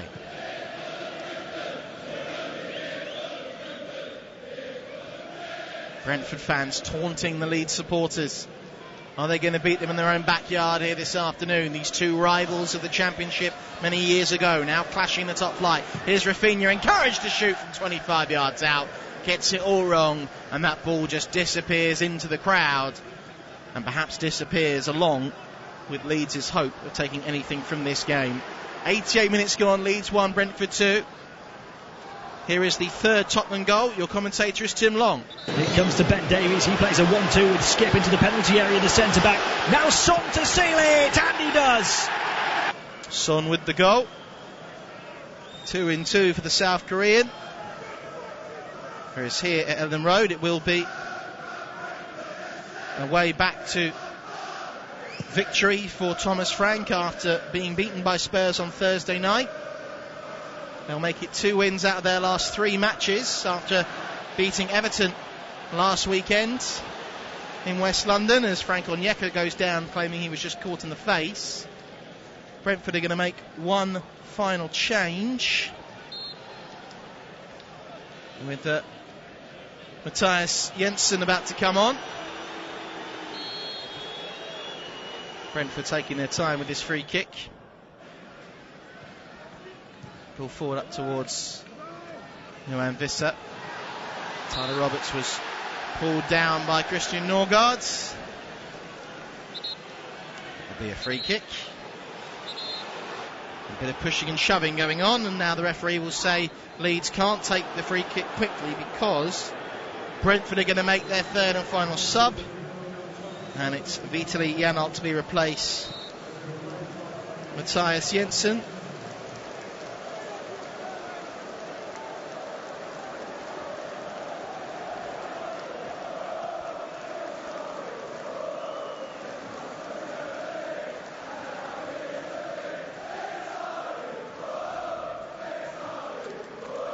Hear the serenading of affection there directed towards Vitaly Janelt.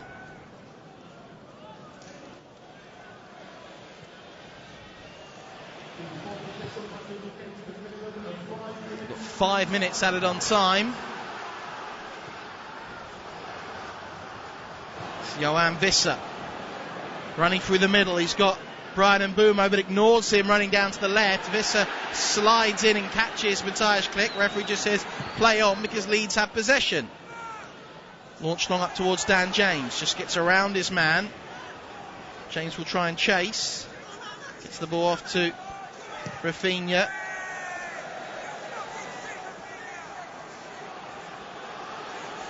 Here's Luke Ayling. Finding Matthias Klich again. Raphinha's sat wide on this right flank. He'll always look to cut in on his left. Plays a wonderful ball though to Dan James. Cuts it back across the face of goal, but massively overhits it. And the chance will go begging.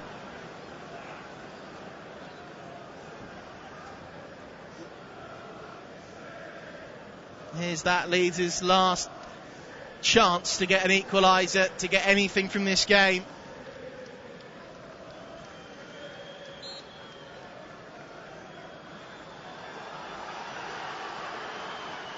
Taking their time here, Brentford to take the throw. Can't blame them.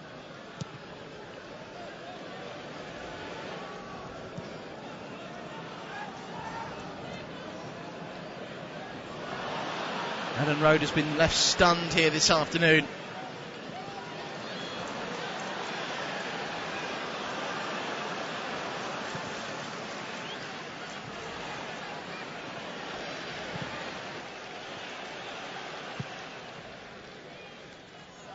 Ball forward, there's a foul there easily by Roslev, just tossing Jack Harrison to the ground.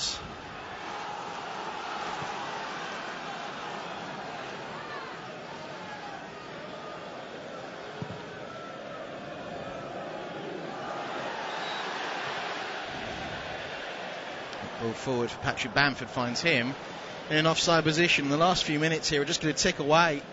5 minutes have been added on. We've had 2.5 of them already. Opportunity. It's going to slip by Leeds. And some of their supporters already starting to leave. They perhaps know the race is run. They would have expected, home supporters, that this game might have been a chance for Leeds to make it. Back-to-back wins. Had lost just one of their last 6 matches, Leeds, coming into this fixture, but a few clinical minutes from Brentford could mean a vital 3 points for Thomas Frank in their quest for Premier League survival.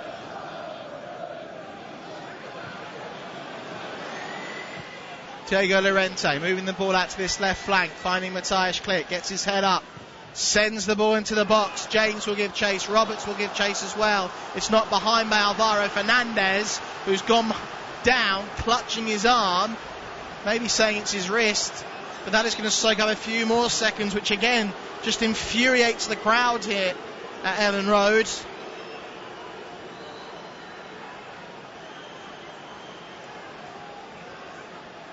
Will there be time for the corner to be taken if Alvaro Fernandez is down for too long?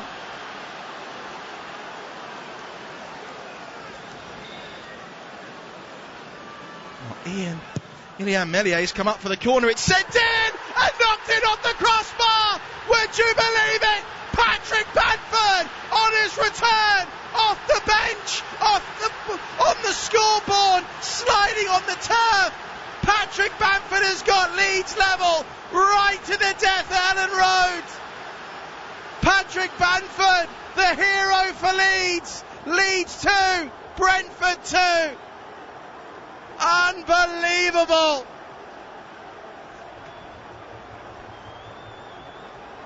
Off the bench, on the scoreboard, Patrick Bamford with his left thigh almost knees the ball off the underside of the crossbar and in. He rips off his shirt in celebration. And Leeds at the death haul themselves level.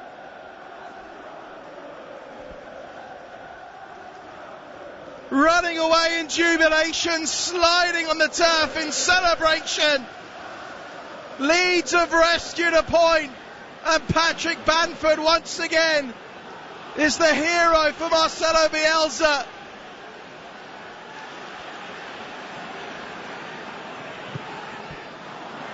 Brentford trying to go in search of taking the lead one more time, but that will be it from Elland Road. What drama right at the death. Patrick Bamford collapses to the turf. Leeds get themselves a point. Heartbreak for Thomas Frank. He cannot believe it. Almost the last kick of the game. Patrick Bamford, right place, right time to just knee that ball from the corner onto the underside of the bar and over the line. Right at the death. Leeds salvage a point. Disappointment for Brentford. They cancelled out Tyler Roberts' first half strike with Shandon Baptiste and then Sergi Canos giving Brentford the lead, and what looked to be a sure thing of 3 points back to West London.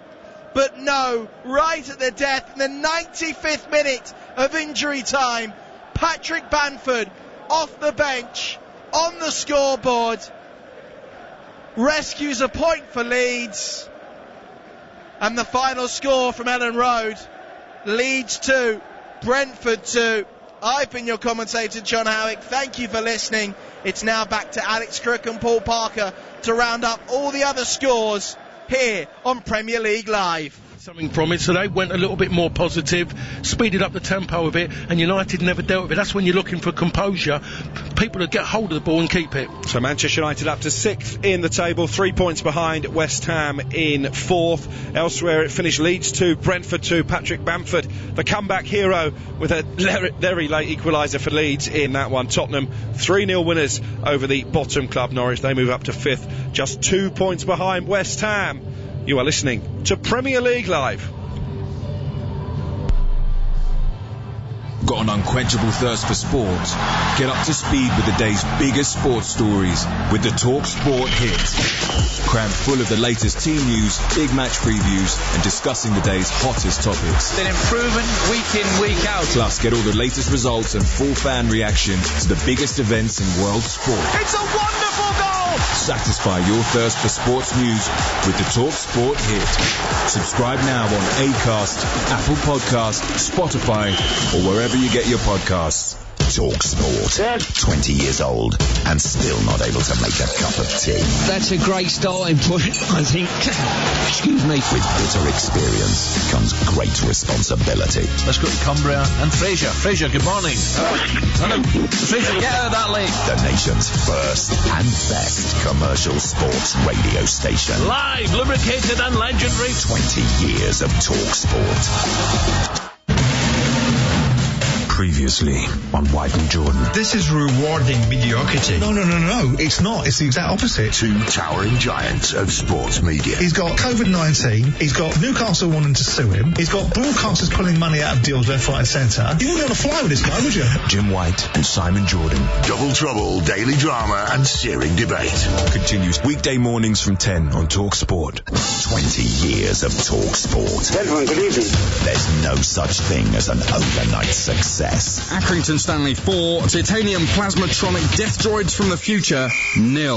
Excess. I wasn't getting up, I was just getting in. Excitement. Excuse me, and extremely strong opinions. I spend my life covering the big game at the big level. On DAB, medium wave, and on your smart speaker. 20 years of Talk Sport. Previously on White and Jordan. If you haven't bought, owned, managed, sold a player, managed a football club, sat in a boardroom, sat in a dressing room, what exactly do you know? 100% engagement. The Football League is a league which is a busted flush. You're obsessed with that subject. You do know that. Jim White and Simon Jordan. High Octane Radio continues weekday mornings from 10 on Talk Sport. The Women's Football Weekly Podcast. With Faye Carruthers. All the action, excitement and drama from across the entire women's game. Cleared off the line by Steph Horton. Including the Women's Super League. Ellen White is there to tap it in. The UEFA Women's Champions League. Lana Cleland striking from outside the penalty area. and the Euro 2021 qualifiers. On the edge of the area to Emsley, and Emsley's going to finish it off. Plus, all the home nations' international friendlies. Lucy Bronze with the strike from the edge of the penalty area. World-beating big match conversation. There's Jodie Taylor. Subscribe now to the Women's Football Weekly podcast on Acast, Apple Podcast, Spotify, or wherever you get your podcast.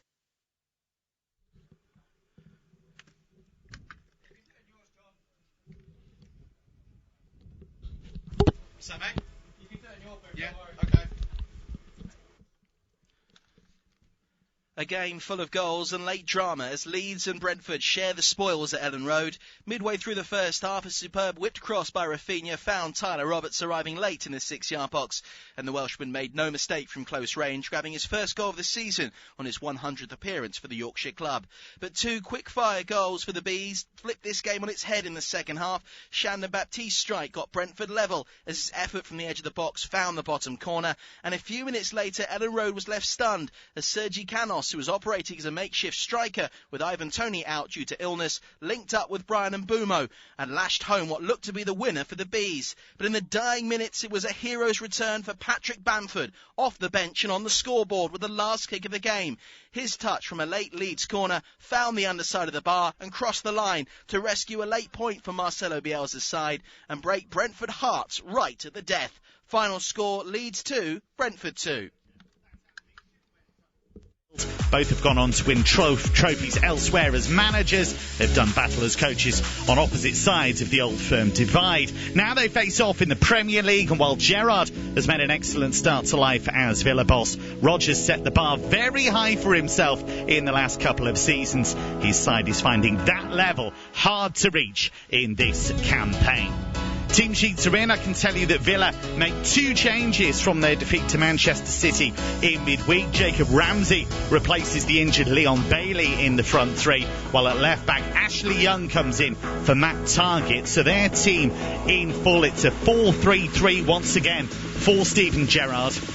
It's Emi Martinez in goal, a back four of Ashley Young, Tyrone Mings, Esri Konsa and Matty Cash, Douglas Luiz, Marvellous Nakamba and John McGinn in midfield, and a front three of Jacob Ramsey, Emi Buendia and Ollie Watkins, who makes his 50th Premier League appearance today, his 250th appearance in English League football as a whole. As for Leicester, two changes for them as well after the draw with Southampton. Jamie Vardy, somewhat surprisingly, replaced by Patson Daka in attack, while in midfield Boubakary Soumare makes way for Kiernan Dewsbury Hall, who at the age of 23 makes his first Premier League start for the club that he joined at the age of just 8. So their team in full: Kasper Schmeichel in goal, Luke Thomas, Chalo Soyuncu, Johnny Evans and Timothy Castagna at the back. Wilfred Ndidi and Kiernan Dewsbury Hall are the two holding midfielders. You've got Harvey Barnes, James Maddison in great form right now, and Ademola Lookman all supporting Patson Daka in attack. I'm delighted to say that I am joined by the former Stoke and Reading striker Dave Kitson, played for many other clubs as well. Dave, it's a really interesting one, this, because obviously Steven Gerrard, in terms of experience as a manager, doesn't have the same level as Brendan Rodgers, but he's made ever such a good start at Villa, 2 wins, and then they gave Manchester City a bit of a scare. Yeah, I like what I see from Gerrard, I really do. It was just an extraordinary player, and I never miss an opportunity to say that, because it's amazing when you go around and you start talking about the players you played against and people are like, who? And that's incredible to me. But you just want him to stay as relevant as possible, because I think he has so much to offer football. What he's done north of the border was pretty spectacular, putting an end to that run and stopping a 10th title for Celtic, and he's kind of carried on really. And he was very complimentary about Brendan Rodgers, his opposite man today, saying how much he learned from him, and also very honest as well in the mistakes that Brendan made and the things that he noticed. He was always going to go into management, Steven Gerrard, and my hope was that, you know, he would actually bring to the table what he brought to the table as a player, and he is doing that at the moment. The Premier League's an unforgiving place. We know that. Dean Smith did ever so well with Villa, but that run of 5 straight defeats cost him his job. What have you seen? I know it's a small sample size, but what have you seen from Steven Gerrard's Villa that's different, maybe? Well, I think they're going for it. I think Dean Smith was caught between, like a lot of managers that bring a team up, he's caught between this I've got a really good bunch of lads who will run through walls for me. When do I replace them? That every manager, the managers that I played under, Steve Coppell, Tony Pulis, they all have this problem. They're sticking with the lads who have got you where you are. You need to be absolutely ruthless. You need to recognise the point where you actually change and you bring in players, and that was what did for Dean Smith for me. Gerrard doesn't have that problem. I think he's on a bounce at the moment, the players who are playing for Steven Gerrard, and I do think he's one of those kinds of players that he just demands instant respect from players. They all wanted to play against him. They all would have wanted his shirt if they'd have played against him, and to have him as a manager walk through, they probably can't believe it. And you don't get many managers like that who just come from nothing and go straight into a Premier League club, who have that cachet and that kind of respect, and that's what he's got at the moment. On the pitch, he's just told them to go out and press. That's what I can see. I mean, they're not really doing anything majorly different. What he said is, we're not here making up the numbers anymore as Aston Villa. Aston Villa are here. What we need to do now is go out and win football matches. Yeah, Steven Gerrard trying to make Villa harder to play against. That's the problem Brendan Rodgers has got right now, because they're conceding goals, Leicester, left, right and centre. Yeah, well, he's got a similar issue. I mean, it's one of those teams where there's a few teams in the Premier League, or even me, I'm in the industry, where you can't name the 11 that's going to start, and sometimes when players do come in, you have to sort of look them up and Google and wherever they come from, and at the minute Leicester isn't like that. Leicester's team sheet, a lot of people can sort of reel off in their sleep, and that's an issue, and especially the back players as well. At what point, they are household names for sure, but probably only because they've been there for so long. At what point do you replace them? At what point do you say, do you know what, come and join me over here, or if you want to carry on playing, we're going to need to replace you, we need fresh blood? And I think Brendan is in a pretty tight spot at the moment. And we've got some big games coming up, Leicester, not just in the Premier League but in the Europa League as well. They found it really difficult to get clean sheets this season. Just to remind you, by the way, a big call from Brendan Rodgers. Jamie Vardy dropped in favour of Patson Daka. Big game coming up. You're listening to Premier League Live. From the terraces to the touchline, if you're the ultimate football fan, you need to subscribe to the Game Day podcast from Talk Sport. Oh yes! He's done it again! It's the twice-weekly Premier League roundup that brings you big-name guests, in-depth previews and tough-tackling analysis from the world's biggest football league. Oh, what a finish! He's beaten the keeper to it! Feel the might of the top flight. Subscribe now to the Game Day podcast. Available on Acast, Apple Podcasts, Spotify, or wherever you get your podcasts. Get bowled over with Following On, the fast-paced cricket podcast from Talk Sport that'll hit you for 6. It's a pitch-perfect delivery of first-class cricket news. And that's a beautiful straight drive. Boasting an impressive strike rate of exclusive big-name guests. Oh, you little ripper! And fielding fierce fan reaction. Oh, that might be out. Don't get caught out. Subscribe now to the Following On podcast. Available on Acast, Apple Podcasts, Spotify, or wherever you get your podcasts. They faced bitter prejudice. What they had to endure was horrific. They battled injustice. Basically, they threw the rule book away. But their talent was inextinguishable, and they rose to become sporting icons that etched their legacy on the history of English football. What a strike! What a finish! Coming in from the cold is an exclusive 6-part documentary that chronicles the struggles and the triumphs of black footballers in the English game. Join Jessica Crichton as she uncovers the untold stories and hears firsthand from a host of superstar names, including John Barnes, Viv Anderson, Luther Blissett, Andy Cole, Rachel Yankee, John Fashanu, and many more. These guys went through it all, and they are true inspiration. Coming in from the cold, the history of black footballers in the English game. Listen to the full series now. Available on Acast, Apple Podcasts, Spotify, or wherever you get your podcasts. Tom Rennie here to tell you about a new soccer podcast called Week in the Tackle with me and Brian Dunseth. That's right, Tom. Well, join us for new episodes every Monday as we argue about all the top soccer stories we think are worth tackling. Plus, we'll welcome the occasional guest to join in on the debate. Strong opinions, big stories, no agenda. Week in the Tackle, available on Mondays from wherever you get your podcasts. If it's a big story in soccer, we'll tackle it. Got an unquenchable thirst for sport? Get up to speed with the day's biggest sports stories with the Talk Sport Hit. Crammed full of the latest team news, big match previews, and discussing the day's hottest topics. Been improving week in, week out. Plus, get all the latest results and full fan reaction to the biggest events in world sport. It's a wonderful goal! Satisfy your thirst for sports news with the Talk Sport Hit. Subscribe now on Acast, Apple Podcasts, Spotify, or wherever you get your podcasts.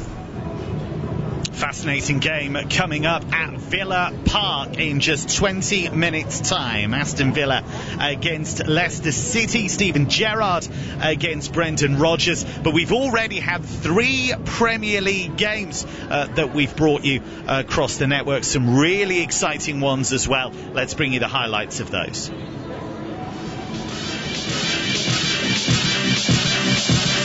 Left-footed cross into the box, cleared away by the edge of the penalty area by Pontus Jansson, sent back in and tucked home by Tyler Roberts. Sergi Canos as we play on, shipping the ball into the box, might break here for an effort into the bottom corner by Shandon Baptiste. It's a goal from nothing for Brentford, but they will take it. Very open game now. Here's Baptiste to Brian Mbeumo.